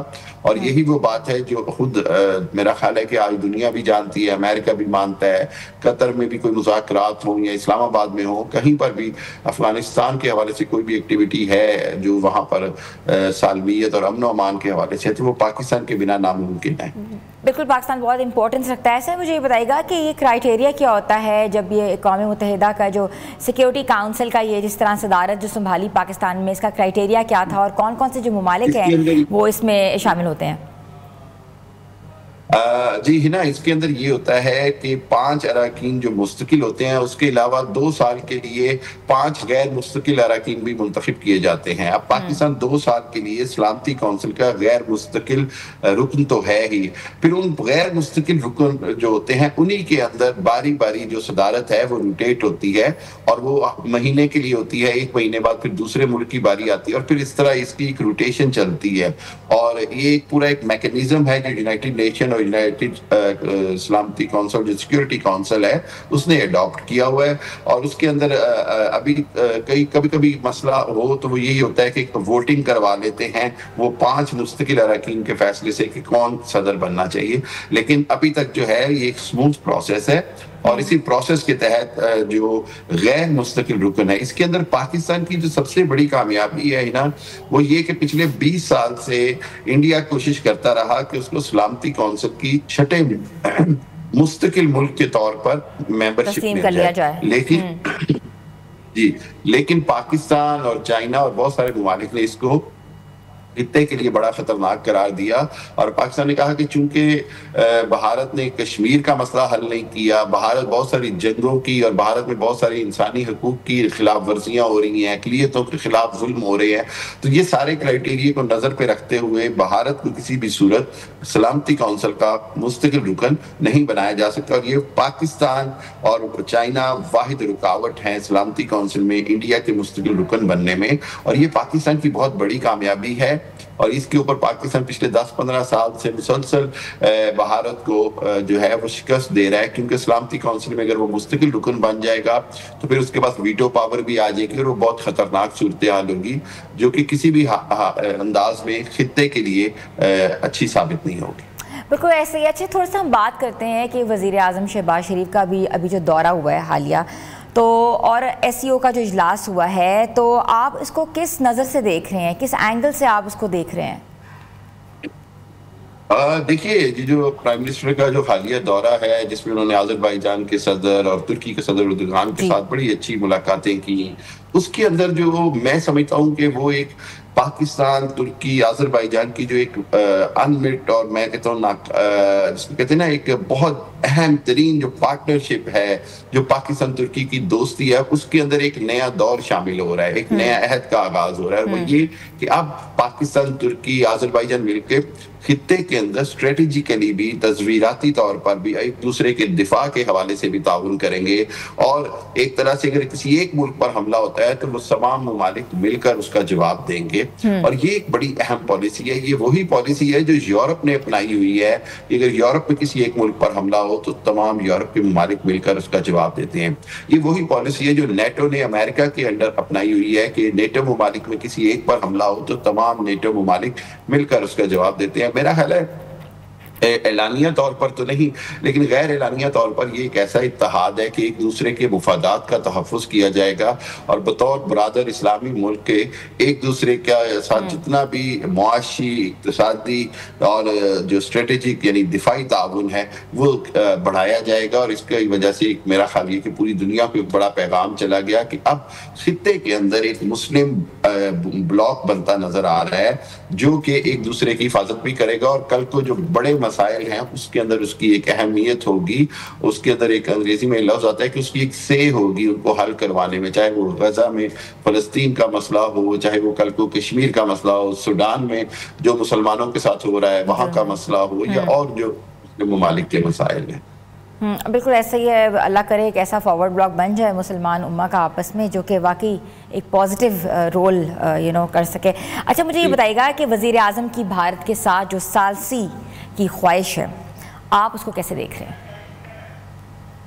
देखिए, पाकिस्तान ने हमेशा से कोशिश की है और हमेशा से ये बात कही है कि हम अमन चाहते हैं, हम सालसी चाहते हैं। हमारे जितने भी इंडिया और पाकिस्तान के साथ डिस्प्यूट हैं, पाकिस्तान को इसके अंदर कोई प्रॉब्लम नहीं कि उसके अंदर कोई भी तीसरा मुल्क बतौर सालिस बैठे और इंसाफ पर मबनी फैसला करे। चाहे वो पानी के हवाले से सिंतास मुआहिदा हो, पाकिस्तान ने उसकी कभी भी कोई भी खिलाफ वर्जी नहीं की। इंडिया है उसने उस पर डैम बनाए, अब सिंतास मुआहिदे को मुअत्तल कर रहा है या पाकिस्तान का पानी रोकने की कोशिश कर रहा है। फिर उसके बाद इंडिया है जिसने वहां पर मुसलमानों का जो 25 करोड़ के करीब मुसलमान है उनका जीना हराम किया हुआ है, उनको मुश्किलात हैं, उसके अंदर वो पाकिस्तानी होने का उनको ताना दिया जाता है या पाकिस्तान जाने की उनको बात की जाती है। तो इसलिए पाकिस्तान उन अक़लियतों का मुहाफिज भी है, वहां पर भी इंडिया की वायलेशन है, इंडिया जो है वो गिल्टी है। और सॉरी, और तीसरी बात जो है वो कश्मीर का मसला है। कश्मीर में भी 80 लाख कश्मीरी जो हैं वो आज़ादी की जंग लड़ रहे हैं, उसके अंदर वो पाकिस्तान के साथ इल्हाक चाहते हैं। तो वो भी एक ऐसा मसला है जिसके अंदर भारत की जानिब से हटदर्मी, भारत की जानिब से इंसानी हकूक की खिलाफ वर्जी, भारत की जानिब से कत्ल व गारत है। पाकिस्तान ये समझता है कि अगर कोई तीसरी ताकत बैठकर सालसी करवाती है तो मसाइल और जो पाकिस्तान के दरमियान जो दरीना मसाइल हैं वो इंसाफ के तकाज़ों के मुताबिक अगर हल होंगे तो खित्ते में भी अमन आएगा। और पाकिस्तान चूंकि हक के ऊपर है, पाकिस्तान का स्टांस जो है वो इंटरनेशनल कवानीन के मुताबिक है, तो पाकिस्तान को इसमें कोई प्रॉब्लम नहीं है। बिल्कुल ऐसा ही है। अच्छा, पाकिस्तान दुनिया के सामने एक मफाहमती कुव्वत बनकर सामने उभरा है, तो आप क्या समझते हैं कि अब ऐसा है? ڈیفینیٹلی ہے نا. دیکھیے بات یہ ہے کہ ہم نے جب افغانستان میں امریکہ موجود تھا اور امریکہ کی جنگ چل رہی تھی تو پاکستان نے دوحہ میں جس طرح افغان طالبان اور امریکہ کے درمیان مذاکرات کروائے اور پھر اس کے بعد پاکستان نے بہت ساری جگہوں کے اوپر خطے کے اندر، چاہے وہ ایران امریکہ جنگ ہو چند سال پہلے، اب ایران اسرائیل جنگ ہو، چاہے وہ دوسرے معاملات ہوں، پاکستان کا جو رول ہے وہ مفاہمت کرانے والے ملک کے حوالے سے بہت اہمیت اختیار کر گیا ہے. میں سمجھتا ہوں اس وقت دنیا میں مسلمان ممالک میں قطر، سعودی عرب اور پاکستان، یہ تین بڑے ممالک ہیں جو پوری دنیا اس خطے کے جتنے بھی بڑے مسائل ہیں یا جنگیں ہیں ان میں مفاہمت کے لیے جن تین ممالک کی طرف دیکھتی ہے یا جن کا ایک اہم کلیدی رول ہے وہ یہی تینوں ممالک ہیں، چاہے وہ دوحہ کے قطر مذاکرات ہوں یا ریاض میں ہونے والے یوکرائن رشیا کے مذاکرات ہوں، امریکہ کی اس میں شمولیت ہو. اس حوالے سے میرا خیال یہ ہے کہ اگین پاکستان اپنا فورن پالیسی کے حوالے سے اس وقت اپنی کامیابی کی معراج پہ ہے. بہت اچھے طریقے سے پاکستان اپنی فورن پالیسی ہینڈل کر رہا ہے اور دنیا کو پاکستان کی اہمیت کا اندازہ ہر گزرتے دن کے ساتھ زیادہ سے زیادہ ہوتا جا رہا ہے. اچھا، آپ نے دیکھا ہوگا کہ ساری سرگرمی میں چین کا کردار بھی بہت اہم رہا ہے. کیا پاکستان کی پوزیشن چین مغرب کشمکش میں خطرے میں آئے تو نہیں آئے گی؟ دیکھیے میں سمجھتا ہوں کہ آپ اگر ہسٹری کو دیکھیں تو کولڈ وار یعنی سرد جنگ جب روس اور امریکہ کے دو بلاک تھے دنیا میں، تو دنیا کے جو ترقی پذیر ممالک تھے یا تھرڈ ورلڈ کنٹریز تھے ان کو فیصلہ کرنا پڑتا تھا کہ انہوں نے اپنا جو ہے وزن کس پلڑے میں ڈالنا ہے، یعنی امریکہ کی طرف جانا ہے، روس کی طرف جانا ہے. لیکن جب روس ختم ہو گیا، ٹوٹ گیا، امریکہ واحد سپر پاور بن گیا تو اس کو دنیا کا اس چیز کا دنیا کو بڑا نقصان ہوا. امریکہ نے پچھلے 25-30 سال میں اپنی من مانیاں کی، اپنی مرضی سے جنگیں چھیڑی، اقوام متحدہ کو پورا کنٹرول کیا اور جہاں دل کیا خصوصی آپ نے دیکھا عراق کے اوپر چڑھائی کر دی، دوسرے دنیا کے ممالک پر چڑھائی کر دی. لیکن چائنا کے آنے سے جو طاقت کا بیلنس ہے، جو دنیا کے اندر جو ملٹی پولر ورلڈ ہوئی ہے، یعنی سنگولر پولر ورلڈ سے ملٹی پولر ورلڈ یعنی کثیر الجہتی طاقتیں آئیں، اس کا فائدہ یہ ہوا کہ آج دنیا کے اندر طاقت کا توازن آ رہا ہے. اور پاکستان کا آئیڈیل سچویشن یہ ہے کہ پاکستان کے تعلقات امریکہ سے بھی ٹھیک ہیں، بہت اچھے ہیں، اور اس کے ساتھ ساتھ پاکستان اور چائنا کی جو لازوال دوستی ہے، جو وہ بات ہے کہ ہمالیہ کے پہاڑوں سے اونچی دوستی ہے، اس کے سے پاکستان چائنا کا ایک ایسا پر اعتماد دوست ہے کہ دنیا میں پاکستان چائنا کے ساتھ چلے گا، چائنا کے بلاک کا حصہ رہے گا. لیکن وہیں پر دنیا کو پاکستان کی ضرورت ہوگی جب چائنا سے کچھ بھی برج کے طور پہ کام کرنا ہوگا، چائنا سے کچھ بھی کوئی بھی بڑی ایفیلیشن کرنی ہوگی. اقتدار سے کیا فائدہ ہوگا؟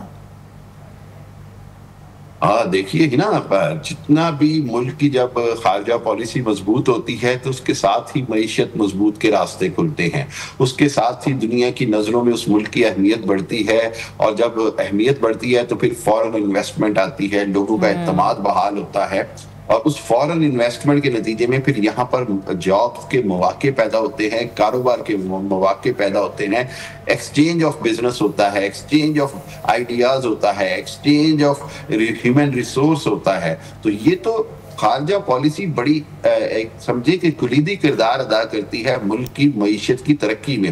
دنیا کے وہ ممالک جن کی خارجہ پالیسی فیل ہوتی ہے وہ دنیا سے کٹ جاتے ہیں. جب دنیا سے کٹ جاتے ہیں تو پھر ان کے اندر نہ معیشت ترقی کر پاتی ہے، نہ اقتصادی طور پر مضبوط ہوتے ہیں، نہ ہی ایکسپورٹس ان کی جو ہیں وہ بڑھ پاتی ہیں.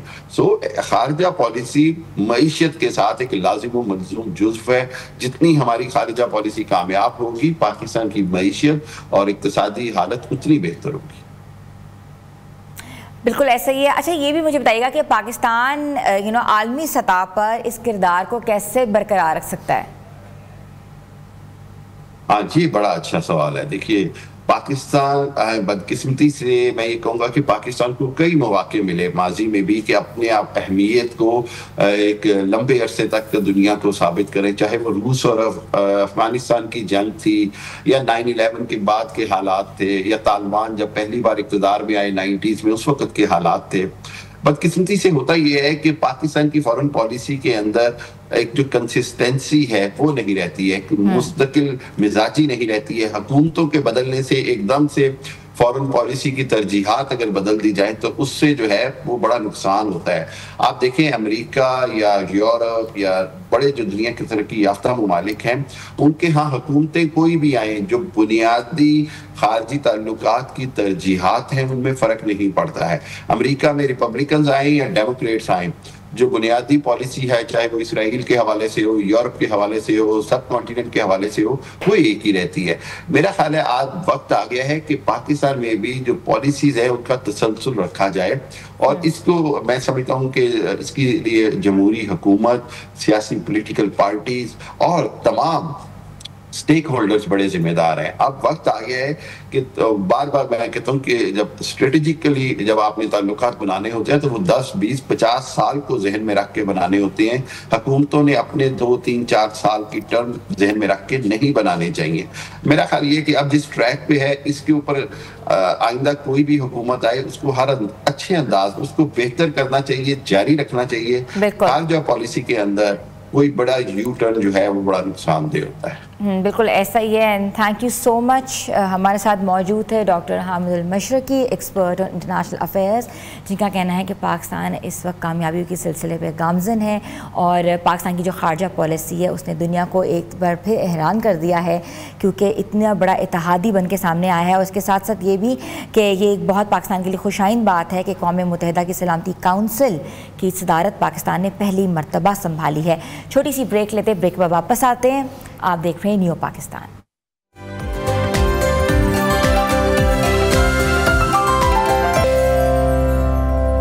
نیو پاکستان میں آپ کو ایک بار پھر سے خوش آمدید کہتے ہیں. ویورز, برسات کا موسم ہے, ہوا میں نمی ہے, ایسے بازاروں میں ایک خاص قسم کا جو پھل ہے وہ نظر آتا ہے اور ذائقے میں بھی اچھا ہوتا ہے, مگر ہمیں نہیں سمجھ آتی کہ اس کی افادیت کیسی ہے. جی ہاں, میں بات کر رہی ہوں جامن. جامن دل کی صحت کے لیے انتہائی مفید ہے. اس میں موجود اینٹی آکسیڈنٹ دل کو مضبوط رکھتے ہیں. جگر کی گرمی ہو, سوزش ہو, یا خاص طور پہ برسات میں جب معدے اور جگر پر برا اثر پڑتا ہے, اور ڈائبٹیز کے مریضوں کے لیے بھی کہتے ہیں کہ خوشائن بات یہ ہے کہ جامن ہے زیادہ سے زیادہ استعمال کریں, کیونکہ سیزن کا بھرپور فائدہ کریں, کیونکہ جامن جو ہے صرف تھوڑے سے عرصے کے لیے آتا ہے, اور ایک دم سے کہتے ہیں نا جس طرح صفائی ہستی سے غائب ہو جاتا ہے ویسے ہی غائب ہو جاتا ہے. تو جامن کی جو گٹلی کا جو پیسٹ ہے وہ چہرے پر لگانا چاہیے, کیونکہ اس سے گرمی دانے بھی ختم ہوتے ہیں, چکناہٹ کا بھی مسائل دور ہو جاتے ہیں, اور کہتے ہیں کہ آپ تر و تازہ لگتے ہیں, ریفریش لگتے ہیں, خوش نظر آتے ہیں. تو ناظرین, آج ہمارے ساتھ موجود ہیں آپ کی سب سے زیادہ کہتے ہیں پسندیدہ, مشہور و معروف, جن کی ویڈیوز بہت لائک کرتے ہیں, سبسکرائب بھی کرتے ہیں, آپا نعیمہ راؤ. السلام علیکم. وعلیکم السلام. کیسی ہیں آپا؟ الحمدللہ الحمدللہ. اچھا آپا, یہ جو پھل ہے جامن جس کو ہم کہتے ہیں, یہ تھوڑے سے دنوں کے لیے آتا ہے؟ ہاں بالکل, تھوڑے سے, اور اس کے بعد چلا جاتا ہے؟ بالکل ایسے ہی ہے. تو تھوڑے سے دنوں کے لیے ہم کیسے زیادہ سے زیادہ فائدے اٹھا سکتے ہیں؟ ہم بسم اللہ الرحمن الرحیم, سب سے پہلے دیکھیں یہ جو ایک پھل ہے اس کی تعریف میں اگر بیان کروں نا تو میں کہتی ہوں اس کا نام ایک بائٹ ہے نا, یہ اس کا نام ہونا چاہیے fit bite. Fit bite, fit bite اس کا نام ہونا چاہیے, کیونکہ میں نے اس کے بارے میں جو پڑھا, جو سوچا, جو اس کے فائدے اٹھائے ابھی تک زندگی میں, کیونکہ ڈائبٹک پیشنٹ کے ساتھ میرا بہت زیادہ کنسرن ہے. میں خود بھی ایک ڈائبٹک پیشنٹ ہوں. اچھا. ہاں جی, بٹ یہ ہے کہ الحمدللہ فلی طور پہ کنٹرولڈ ہے انہی چیزوں سے, ٹھیک ہے نا. تو اس کے جتنے فائدے ہیں نا, یہ ایک ایسا درخت ہے, یہ ایک ایسا پھل ہے جس کا نام فٹ بائٹ ہونا چاہیے. آج اس کو فٹ بائٹ بولا کریں, یہ بہت ہی اچھا اس کا یونیک نام ہے. یقین مانے میں نے سوچا آپ نے بات کی نا اس کو سال بھر سے ہم کیسے فائدہ اٹھا سکتے ہیں, ہم اس پہ بھی بات کریں. پہلے ہم اس کی بات کر لیتے ہیں کہ یہ درخت جو ہے اللہ تعالیٰ کی اتنی بڑی نعمت ہے کہ اس کی جڑ سے لے کے اس کے پھل کی گٹھلی اور پھر اس کے پتے, اس کی ٹہنیاں, میں بتاتی ہوں پورا کا پورا یہ اللہ تعالیٰ نے ہمارے لیے اتنا ایک یہ کہہ سکتے ہیں یونیک چیز اتاری ہے دنیا میں, کہ جس سے صرف یہ ہے کہ آپ کو دیکھنے والی آنکھ چاہیے, سوچنے والا دماغ چاہیے, صرف نیچر کے قریب جائیں, نیچر کو سمجھیں, نیچر کو دیکھیں کہ اللہ تعالیٰ نے ہمارے لیے اس زمین پر کیسے کیسے خزانے اتارے ہیں. ان میں سے ایک یہ بھی, جس طرح آپ نے بات کی کہ تھوڑے سے موسم کے لیے آتا ہے. مارکیٹ میں بہت سارے فروٹس ہم ایسے دیکھتے ہیں جو بہت تھوڑے سے ٹائم کے لیے آتے ہیں, لیکن ہمیں سمجھنے کی ضرورت یہ ہے کہ ہمیں اللہ تعالیٰ نے وہ اتنے کم ٹائم کے لیے کیوں دیتے ہیں. دیکھیں ان میں اتنی طاقت, اتنے منرلز, اتنی افادیت ہے کہ وہ پورے سال کے لیے اگر ہم اس کو سیزن میں استعمال کر لیں تو وہ پورے سال کے لیے ہی نا ہمیں فائدہ دے جاتے ہیں. اچھا پورے سال کے لیے فائدہ دے جاتے ہیں. لیکن طریقہ پتہ ہونا چاہیے, طریقہ پتہ ہونا چاہیے کیسے کرنا ہے, اسٹور کیسے کرنا ہے, کیسے بنانی ہے, معجون کیسے بنانی ہے. ہم ایسے ہی اسی لیے حاضر ہوتے ہیں کہ کیونکہ ہم ان کے قریب جا کے ہم نے ان کے اوپر ایکسپیریمنٹ کیے ہیں, تجربات کیے ہیں, اپنی زندگی کا ایک حصہ لگایا, تو اس لیے حاضر ہوتے ہیں. آپ لوگوں کے اس طرح کے پلیٹ فارم پہ آپ لوگوں کا فرسٹ تو سب سے پہلے شکریہ کہ آپ لوگ یہ پلیٹ فارم دیتے تاکہ ہم یہ آگاہی جو ہے عوام تک پہنچا سکیں. اس کا سب سے بڑا جو فائدہ ہے, دیکھیں جس طرح آپ نے بات کی کہ شوگر کے مریض, شوگر کے مریضوں کے لیے تو یہ میں کہتی ہوں کہ سونا ہے. اچھا, شوگر کے مریضوں کے لیے یہ ایک امرت ہے, اب جان ڈال دیتا ہے. ویسے عام انسانوں کے لیے میں کہتی ہوں کہ اس کے زیادہ کم سے کم جو دانے ہیں 7 دانے ایک دن میں بالکل پرفیکٹ ہوتے ہیں کھانے کے لیے. اور پھر یہ کہ جس طرح پورے سال میں ہم گند بلا کچھ بھی لائک میں ایک ایگزامپل دیتی ہوں, جس طرح بال چلا گیا اندر, ٹھیک ہے, بال ایک ایسی چیز ہوتی ہے جو گلتا نہیں ہے, ٹھیک ہے, یہ اس کو بھی گلا کے نکال دیتا ہے آپ کے اسٹمک سے, ایسی صفائی کر دیتا ہے. یہ صفرا کو ختم کرتا ہے, بھوک کو بڑھاتا ہے, جگر کو طاقت دیتا ہے, اینٹی آکسیڈنٹ بھی ہے, اینٹی آکسیڈنٹ ہے, اینٹی انفلیمیٹری ہے. دیکھیں یہ جگر کو طاقت دیتا ہے, وہاں سے جگر جو ہے ہماری خون کی فیکٹری ہے, وہاں سے خون بنتا, آپ کے چہرے پہ قدرتی لالی آتی ہے, اپھارا دور کرتا ہے. اس کے بس طریقہ استعمال جو ہے وہ میں آپ لوگوں کو آج ذرا سمجھاؤں گی کہ سکن کے لیے آپ لوگوں نے اس کو کیسے فائدہ, اس کے ساتھ فائدہ حاصل کرنا ہے. سکن اور بال دونوں کا ایک اسپیسیفک آپ لوگوں کو ماسک بتاؤں گی. اور دوسرا یہ کہ جن کا گلا بہت ہی پرانا بیٹھ جاتا ہے, ایک تو ہوتے ہیں نا ٹونسلز, ٹونسلز نہیں, جن کی آواز بیٹھ جاتی ہے, آواز نکلتی نہیں ہے کہ آپ کے کانوں تک نہیں پہنچتی, صرف اس کا بھی اس کے اندر علاج ہے. کھا کے نا ایک پرپل سا منہ میں ہو جاتا ہے سارا, ہاتھوں میں بھی منہ میں بھی, اور ایون اگر اس کا داغ لگ جائے تو وہ بھی نہیں جاتا. وہ نہیں, اس کا بھی میں طریقہ بتا دوں گی, اس کا بھی میرے میرے ایکسپیریمنٹ میں یہ ساری چیزیں ہیں. اگر اس کا داغ لگ جاتا ہے, ویسے کہتے ہیں کہ جب اس کے پھل کا موسم ہو نا, لیٹ سے جس طرح گرمیاں ہیں, گرمیوں کے موسم میں ہمارے بڑے منع کرتے تھے کہ کبھی گاڑی نہ کھڑی کرے جامن کے درخت کے نیچے, کبھی لیٹے نہ, کبھی بیٹھے نہ, یا کھڑے نہ ہو, کیونکہ اس کی جو یہ شاخ ہے نا, یہ گرمی سے اچانک ٹوٹ جاتی ہے. اچھا, نازک ہوتی ہے تھوڑی سی. ہاں یہ نازک ہوتی ہے, ویسے ہی نازک مزاج ہے, لیکن اس کے کام بہت بڑے بڑے ہیں. چاہے آپ کو موشن ہے, اپھارا ہے, آپ کا پیٹ خراب ہے, یہ دیکھیں نا ایک اکٹھا فائدہ ہے اس کا. اگر آپ کو اپھارا ہے تب بھی اس کا فائدہ ہے, اگر آپ کو لوز موشن ہے تب بھی اس کا فائدہ ہے. صرف آپ نے دیکھنا کیسے ہے. اگر اپھارا ہے, میں اس پہ بات کروں گی, تو آپ لوگوں نے اس کی یہ والی جو ٹہنی ہے, یہ والی, ٹھیک ہے, یہ اس طرح, یہ اتنی سی ٹہنی کا بس اتنا سا یہ حصہ لینا ہے, یہ, اور اس کے آپ لوگوں نے کرنا یہ ہے کہ اس کے آپ 2-3 پارٹ کر لیں ایسے, ٹھیک ہے, گیلی کی کوئی ایشو نہیں ہے, سوکھی ہے, سال بھر سوکھی ہے تو وہ اویلیبل ہے تو وہ لے لیں. اور پھر ساتھ میں اس کے یہ والے پتے, جیسا 2 سے 3 پتے لے لیے آپ نے, ہاں جامن کے, اس طرح آپ نے توڑنے ہیں اور ابلتے ہوئے پانی میں اس کو ڈال کے ڈھک دیں. تیسری کوئی چیز ہی نہیں ڈالنی ہے, ٹھیک ہے. اگر آپ کو اتنا اپھارا ہے پیٹ پہ کہ آپ کو ڈکار نہیں آ رہی, گم ہو گیا پیٹ بالکل, آپ جس سے اریٹیٹ ہو رہے ہیں, تو آپ یہ اس کا قہوہ 2 سے 3 بار پی لیں. آپ کی شوگر کو بھی کنٹرول کرے گا, آپ کے اپھارے کو بھی ریلیز کرے گا, اور آپ کو جو ایک اریٹیٹ ہو رہے ہیں نا, اریٹیشن ہو رہی ہے اپنی طبیعت کی وجہ سے, انشاءاللہ ایشوز ہو رہے ہیں, ہاں جی 2-3 دفعہ, ایک دفعہ میں ہی آپ کو فرق پڑے گا, 2-3 دفعہ میں آپ کو بالکل ریلیز ہو. ٹھیک ہے. اچھا, سیکنڈ میں آتی ہوں کہ جس طرح یہ پتے ہیں اس کے, دیکھیں یہ پرپل والے پتے, ٹھیک ہے, یہ پرپل والے پتے ہیں. اور پھر دیکھیں یہ بہت ہی کچے سے پتے ہیں جس کو بولتے ہیں نا, میں ساری چیزیں لے کے آئی اس لیے. یہ دیکھیں چھوٹے سے پتے ہیں, جن کی شوگر خدا نہ خواستہ کچھ کھانے سے, کوئی ٹینشن سے, کسی بھی وجہ سے ایک دم سے بڑھ گئی ہے, تو آپ نے کرنا یہ ہے کہ یہ صرف پتے جو ہیں اس کے یہ چبا لیں.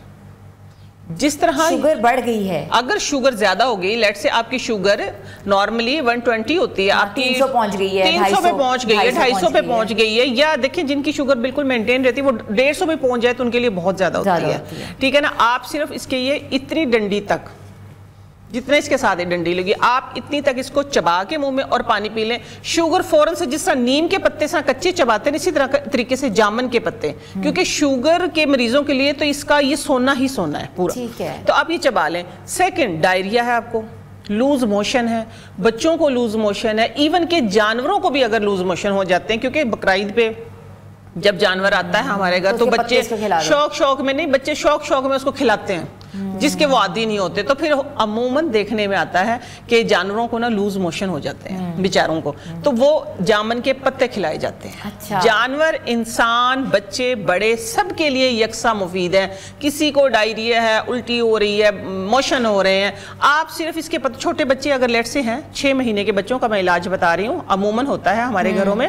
اتنی خراب ہے ہاں تو آپ بھی لے سکتی ہیں, آپ بھی لے سکتی ہیں. ہاں یہ دیکھیں, یہ ہے اتنا, کتنا کھانا لائے, میں کھا کے دیکھوں. ہاں یہ آپ کھا کے دیکھیں اس کو, میرا یہ لگا بالکل ایسے ہی, ہاں منہ میں یوں چبا کے اس کو دیکھیں نا, اس کو منہ میں چبا, ابھی ارجنٹ آپ کو تقریباً 5-7 منٹ میں ہی آپ کہیں گے کہ واقعی یہ دیکھیں, اس کو منہ میں چبا لیں, دھلا ہوا ہے یہ, منہ میں چبا کے پانی کے ساتھ بس نگل لیں اس کی ٹہنی کے سمیت.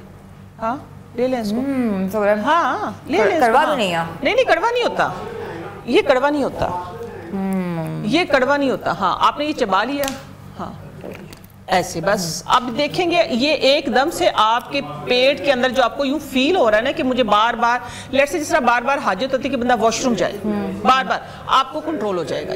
یہ فوراً سے فرق پڑ جاتا ہے, اس سے ارجنٹ فرق پڑتا ہے. چھوٹے بچوں کے لیے ہم اسپیشل پتہ ہے کیا کرتے ہیں, اس کو کوٹ کے, جو چھوٹے انوسنٹ بیبیز ہوتے ہیں, ہاں نہیں پاؤڈر نہیں, میں آپ کو بتاتی ہوں طریقہ. چھوٹے بچے جو ہوتے ہیں نا ان کے لیے اس کو اتنا صحیح ہے, یہ لے لی سر آپ کو میں نے دیا, یہ توڑ لیا کچا پتا, ٹھیک ہے, اس کو ہم نے کوٹ لینا ہے, ٹھیک ہے, کوٹ کے تھوڑا سا اس کو نچوڑ لینا ہے, نچوڑ کے بس اس چمچ کے اندر جو 2-3 قطرے نکلتے ہیں نا, ہم وہ بچے کو پلا دیتے ہیں.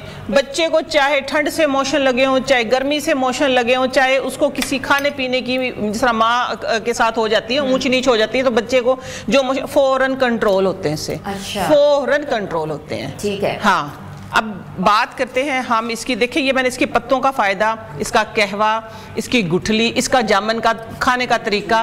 اچھا جامن کے بارے میں اب میں آپ کو بتاؤں. اچھا اب آپ نے مجھے بتانا ہے کہ ڈائبٹیز کے لوگ کیسے کھائیں, وہی میں بتاتی ہوں. دیکھو ڈائبٹیز کے لوگوں کے لیے, اور ویسے میں عام لوگوں کو سمجھانے کے لیے اس کی ایک ریسرچ آپ لوگوں کے سامنے میں شیئر کرنے لگی ہوں. جس طرح H2O پانی کا فارمولا ہے, اس طرح یہ جاوا پلم جو ہے جیمبولین اور جیمبوسین, ٹھیک ہے, جیمبولین اور جیمبوسین 2 کمپاؤنڈ سے مل کے یہ جاوا پلم بنا ہے, جو کہ جس کی خاصیت یہ ہے کہ یہ ہماری باڈی کے اندر جو شوگر ہے, ایک تو اس کو مینٹین کرتا ہے, کنٹرول نہیں کرتا, اس کو مینٹین کرتا ہے. پھر اس کے اندر کیونکہ ہر فروٹ کے اندر قدرتی شوگر ہے, اس کو یہ بہت ہی سلو پروسیس میں ہماری باڈی کے اندر آبزرو ہونے میں مدد دیتا ہے. ہاں اس کو کھانے کا طریقہ جو ہے دیکھیں, ڈائبٹیز کے لیے دیکھیں یہ ایک واحد فروٹ ہے ہمارے لیے کہ ہم جس کو آرام سے ایزیلی پورا ایک باؤل بھر کے کھا سکتے ہیں. یہ میں اتنے بھی کھا سکتی ہوں, ٹھیک ہے, اس کا کوئی فائدہ نہیں, اس کا کوئی نقصان نہیں ہے. ہاں نمک لگا کے, نمک کھا کے دیکھیں, نمک لگایا ہوا ہے میں نے اور سافٹ ہے بالکل, یہ آپ کے لیے ویسے ہی فائدہ مند ہے. ہاں یہ بہت ہی, آپ اس کو کم از کم 7 دانے میں نے ویسے بتایا ہے. دیکھیں حکمت میں بتاتے ہیں کہ ہم حکیم عبدالغفار آغا پاکستان کا بہت بڑا نام ہے, میں ان کو بہت سنتی ہوں, بہت بڑی فین ہوں میں ان کی, تو ان کو میں سنتی ہوں. انہوں نے ہی بتایا تھا کہ 7 دانے انف ہے. انہوں نے اپنی زندگی کا ایک بہت بڑا حصہ لگایا اس کے اندر, ٹھیک ہے, 7 دانے انف ہے, ٹھیک ہے, 7 سے زیادہ بھی آپ کھا سکتے ہیں. سیکنڈ دیکھیں, اب آپ نے جامن کھا لیا, اس کا پتا کھا لیا, اب اس کی آتی گٹھلی کی باری, ٹھیک ہے, یہ دیکھیں یہ گٹھلی ہے, ٹھیک ہے, یہ گٹھلی پہ ہم بات کریں گے. گٹھلی میں نے توے پہ روسٹ کی ہے, اس کو پہلے ڈرائی کیا, پھر اس کو میں نے روسٹ کر لیا. اب وہ لوگ جن کا کہ جو گلا ہے وہ بالکل بیٹھ چکا ہے, انہوں نے کرنا یہ ہے, یہ ہنی ہے, ٹھیک ہے, ہنی کے اندر اس کو, جس طرح آج کل آتا ہے نا ڈرائی فروٹ آتا ہے, ہنی کے اندر انہوں نے ڈپ کیا ہوتا ہے, اس طرح آپ نے جامن کی گٹھلی کو ہنی کے اندر سوک کر لینا ہے سال بھر کے لیے, ٹھیک ہو گیا, سال بھر کے لیے سوک کر لینا ہے. صبح نہار منہ 7 دانے اس کے نکال کے گٹھلی کے, اور وہ چوسنا ہے. اچھا, ایک ایک کر کے انشاءاللہ. جو گلا بالکل سٹک ہو چکا ہے نا, آہستہ آہستہ آپ کی آواز بحال ہونا شروع ہو جائے گی, ٹھیک ہے. اور پھر دوسری بات, جس طرح میں نے بتایا کہ جامن میں آئرن ہے, آپ نے بھی بتایا ویٹامن سی ہے, تو یہ جامن کا موسم چلا گیا. آپ کا ایک کوسچن تھا کہ پھر ہم اسے کیسے فائدہ اٹھائیں. پھر ہمارے پاس سیم چیز یہ ہے, یہ آپ نے کرنا یہ ہے, اس کو ڈرائی روسٹ کرو, اس کو آپ پاؤڈر بنا کے رکھیں. اس کا 1 چمچ, یہ دیکھیں یہ پاؤڈر میں نے بنایا ہوا, اس کا 1 چمچ جو ہے آپ صرف سادے پانی کے ساتھ بھی لیں تو آپ کی آئرن ڈیفیشنسی, آپ کی وائٹامن سی کی کمی, یہ ساری پوری ہوگی. اور اس کا پھر گٹھلیوں کا ایک ایسا جادوئی ماسک بنتا ہے کہ جو آپ کی سکن کے لیے, سکن پہ ہونے والے سکارز, خاص طور پہ रंग तो साफ करता है, लेकिन इसके अंदर जो खासियत है ये सक करता है, ठीक है। आपके मुंह को भी सिर्फ आपने खाया तो मुंह को सक कर लिया है ना इसने, ये आपकी स्किन को भी ऐसे करता है। जो स्किन के ऊपर स्कार्स नहीं बन जाते, बहुत से लोगों के आपने देखा होगा जो स्कार्स बन जाते हैं, ये स्कार्स की बहुत बड़ी दवाई है। अच्छा, हाँ जी। और वो कैसे बनानी है, बिल्कुल ये सवाल ये है कि ये आपने अपनी इसके इसलिए ठहरे इसका दूसरा पार्ट भी मैं बता दूं ताकि आप इकट्ठा बनाएं। फिर जिनकी ऑयली स्कैल्प है, ऑयली स्कैल्प होती है ना कुछ लोगों की, जो वाइट से फिर उसके अंदर से डीलें सी निकलती हैं, देखा होगा आपने। तो ऑयली स्कैल्प के लिए और स्कार्स वाली स्किन के लिए यकसा मुफीद है। आप लोगों ने इतना सा पाउडर लेना है, यह अपने सर के मुताबिक, अपने फेस के मुताबिक इक्वल बनेगा, ये आप लोगों ने इसके अंदर निकालना है। आप अगर गर्मियों में है तो आप दही में मिक्स करके लगाएं, अगर सर्दियां हैं तो आप हनी और दही में मिक्स करके लगाएं, ठीक है। ये ऐसा एक पेस्ट बनेगा जो आप इधर से लेके इधर तक पूरा लगा सकते हैं, सर पे भी लगा सकते हैं, सर पे भी, फेस पे भी और सर पे भी लगाएं। इससे ये एंटी एजिंग है, ठीक है, क्योंकि स्कार्स को खत्म करता है। इसके अंदर इसकी जो गुठलियां है ना, वो एकदम से जब आप स्किन पे लगाएंगे ना, स्किन फौरन से टाइट हो जाएगी। आपको एक दफा नहीं, हाँ जी, मास्क के तौर पे। तो जो सर की स्कैल्प है, जिनको छोटे छोटे दाने निकलते हैं, या ऑयल स्कैल्प बहुत ज्यादा के बेचारे तंग होते, नहा के हटे इधर और फिर उन्होंने दोबारा फिर सर वॉश करना, यानी होता है ना बाज लोग तो सर वॉश कर लेते, चलो 2 दिन निकल गए, 1 दिन निकल गया, नहीं, उनके सिर्फ 12 घंटे निकलते हैं। तो उनके लिए ये एक बहुत बड़ी दवाई, इसका खाना भी, इसका लगाना भी। फिर एक और रिसर्च जो सामने आई है, वो बहुत बड़ी रिसर्च है, आप लोग भी उसको जरूर कीजिएगा, बड़ी मुफ्त की है, ठीक है। इसमें देखिए हमने जामुन खाए, गुठलियां सुखाई, पिसवाई, ठीक है, पीस के हमने पाउडर बनाया, फिर हमारे पास आया बहुत ही सादा सा आम, जो पानी की हमारी टैंकियां हैं जो है ना, हर घर की जरूरत है ये पानी की जो टैंकी है, या आपका पानी वाला कूलर है, ठीक है, उसके अंदर आपने इसके तने की जो लकड़ी है वो तोड़ के डाल देनी है। तकरीबन अगर पानी की बड़ी टंकी है आपकी, तो आपने 2-2 फुट के तकरीबन 2 से 3, ठीक है, गुटके डाल दें उसके, ठीक है। ना काई लगेगी, ठीक है, ना उसके अंदर कोई गंद जमा होगा, ना उसके अंदर एक होता है ना कि पानी के अंदर एक लेस आ जाता है, वो उसके अंदर कोई प्रॉब्लम नहीं है। खड़े पानी, हाँ, बहुत ज्यादा खड़े पानी के अंदर। लेकिन अमूमन देखिए ना, पानी वाली जो हमारी टैंकियां हैं, उनके अंदर आप लोग अगर 2-3 महीने में सफाई ना करवाएं तो कितना गंद जमा हो जाता है। आप जामन की लकड़ी डालें, ज्यादा सारी डाल दें, मुफ्त की है हमारे पास तो बहुत है, आप 3-4 पीस बड़े बड़े डाल दें उसके अंदर। तो ये जो प्रॉब्लम है ना, जो हमें हर तीसरे महीने सफाई करवानी पड़ती, जो गंद जमा हो जाता है, जो पानी के अंदर का, ये सारा सब कुछ अपने अंदर सक कर। और लकड़ी कितनी डालनी है? लकड़ी ये मैं बताने लगी हूँ ना कि आपने तकरीबन बड़े 2-2 फुट के, 3-3 फुट के बड़ी टैंकी अगर है तो डाल दे। और अगर हमारा कूलर है तो आप बस देखिए इतने साइज का थोड़ा सा मोटा जो होता है पीस इसका, वो बीच में से, जिस तरह ये मैंने आपको तोड़ के दिखाया था ना, ये वाला, इस तरह थोड़ा सा बड़ा पीस, और यूं दो पार्ट करके पानी वाले कूलर के अंदर डाल दें, ठीक है। एक तो ये है कि उससे सिर्फ ये फायदा नहीं है कि आपका पानी साफ रहेगा, फिल्टर रहेगा, नहीं, उसका मैंने दूसरा फायदा जो देखा है वो ये देखा है कि एक रिसर्च आई है, कहते हैं कि जो तांबा है ना, तांबा धात है जो तांबा, हाँ, उसका एक गिलास अगर आप पानी में डाल के रखें ना, तो वो आपके पानी को अल्कलाइन कर देता है, जो आपकी बॉडी के लिए अच्छा है, फिल्टर कर देता है। इसकी जो फादियत सामने आई है वो ये आई है कि आपकी बॉडी के अंदर ये जो मिनरल्स की, और अक्सर जिस तरह डायरिया हो जाता है, हमारा पानी, हमें अक्सर कहते हैं ना कि हाय पानी लड़ गया हमें, तो ये पानी की जो pH जो है उसको इंतहाई बैलेंस रखता है। अच्छा, मुझे बताइएगा कि मैदे की तजाबियत के लिए क्या नुस्खा है आपके पास जामन के हवाले से? जामन के हवाले से मैदे की तजाबियत के लिए, जिस मैंने सबसे पहले बताया था आपको कि ये जो कहवा, अफारे का जो कहवा मैंने आपको बताया ना कि अगर अफारा आपको है और वो कहवा, आप जामन के तने का नहीं, सॉरी, जो ये पतली वाली इसकी ये जो है जिसके साथ ये पत्ते लगे हैं, हरे शाख जिसको बोलते हैं, इसकी शाख और इसके पत्ते का अगर आप कहवा पीते हैं ना, तो ये तेजाबियत को एकदम से आप कहें कि कंट्रोल कर देते हैं। अगर आप इसमें थोड़ा सा जीरा डाल देते हैं तो अच्छा, ये बहुत फायदेमंद है।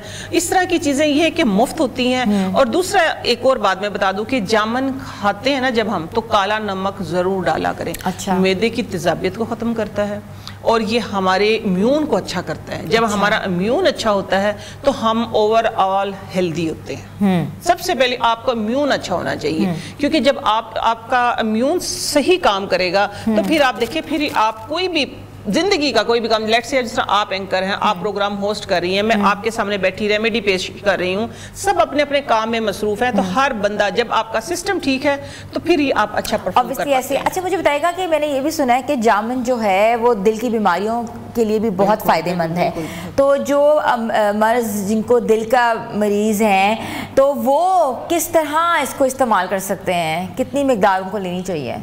देखें, जो मैदे के मरीज़ हैं और जो शुगर के मरीज़ हैं उनके लिए ये है कि आप इसको तकरीबन 1 बाउल भर के, मीन्स के एक टाइम पे 1 पाव मैं कहती हूँ, वैसे इसके 7 दाने बताते हैं, लेकिन इस तरह आपने बात की है दिल के मरीज़ की, तो दिल के मरीज़ों के लिए बहुत सारी एहतियातें होती हैं, क्योंकि दिल के जो एकदम से अगर हम ज़्यादा खा लेते हैं, इसके अंदर फास्फोरस तो होता है, ठीक है, जो हमारी खून की रवानी को अच्छा करता है, मैग्नीशियम होता है इसके अंदर, बट ये कि उनको एहतियात के साथ और थोड़ा सा, लेकिन स्पेसिफिक डेली खाना चाहिए। ठीक है, इसका डेली खाना चाहिए। इसका जूस जो है, इसका जूस बहुत अच्छा बनता है। मैं दिल के मरीज़ों के लिए ख़ास तौर पर ये बात कहूँगी कि वो खाने की बजाय इसका अगर जूस इस्तेमाल करेंगे तो उनके लिए ज़्यादा फ़ायदेमंद है। इसका जूस बनाने का बड़ा ही आसान तरीका है। आपने इसको ग्राइंडर में नहीं डालना, क्योंकि फिर तो गुठली साथ में ग्राइंड हो जाएगी, ठीक है ना। आपने इसको जिस तरह हमने ये सॉफ्ट किया, मैंने आपको दिया था ना, ये सॉफ्ट भिगो दें या तो इसको भिगो दें। हाँ, नहीं, इस पे नमक डाल के, अच्छा, या नमक ना भी डालें, क्योंकि शुगर के मरीजों का दिल के मरीजों का अमूमन जो होता है बीपी हाई होता है। हाँ। ठीक है, आप इसको वैसे ही बर्तन में से हम बजा के और वो थोड़ा सा इसको सॉफ्ट कर लेते हैं। सॉफ्ट हो गया, भिगोने से इसको फर्क नहीं पड़ेगा, सॉफ्ट इस तरह होता है बजा के, और फिर आप इसको हाथ के साथ इसका पल्प जो है वो निकाल लें।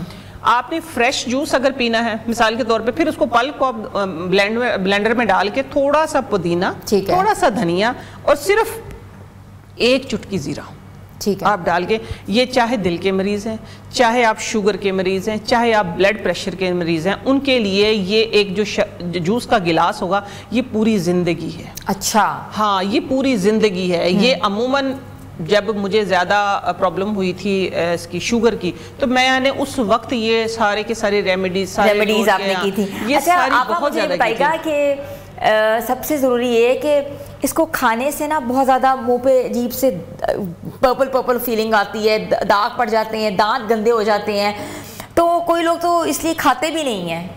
मैं नहीं खाती थी, मैंने आज पहली बार खाया। अच्छा, तो मुझे बताएं तो इसका क्या इलाज है, कैसे इसको साफ कर सकते हैं? क्या जामुन का इलाज जामुन के साथ ही है? अच्छा, ये थोड़ा सा आपको मिसकंसेप्शन आपकी मैं ये दूर कर दूं कि जामुन खाने से ना मुंह पर्पल होता है, होंठ पर्पल होते हैं, ठीक है, जबान टंग होती है, लेकिन आपके दांत पर्पल नहीं होते, आपके दांत निखरते हैं। अच्छा, आपके दांतों के लिए, आपके मसूड़ों के लिए सोना है ये।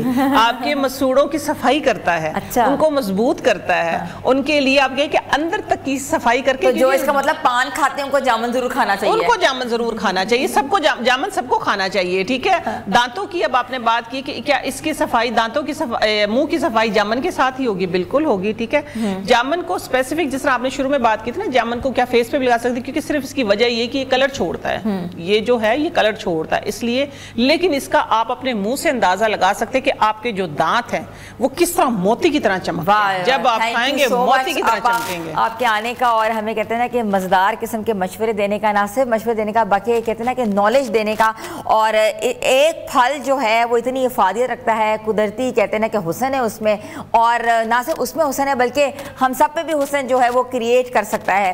तो व्यूअर्स, आपको हमारा प्रोग्राम कैसा लगा हमें ज़रूर बताइएगा, अपना फीडबैक ज़रूर दीजिएगा, हमारे पेजेस पे जाएं, स्पेशली आप सोशल मीडिया पे जाके कमेंट करिएगा, और कल आपसे फिर मुलाकात होगी। तब तक के लिए अल्लाह हाफिज़।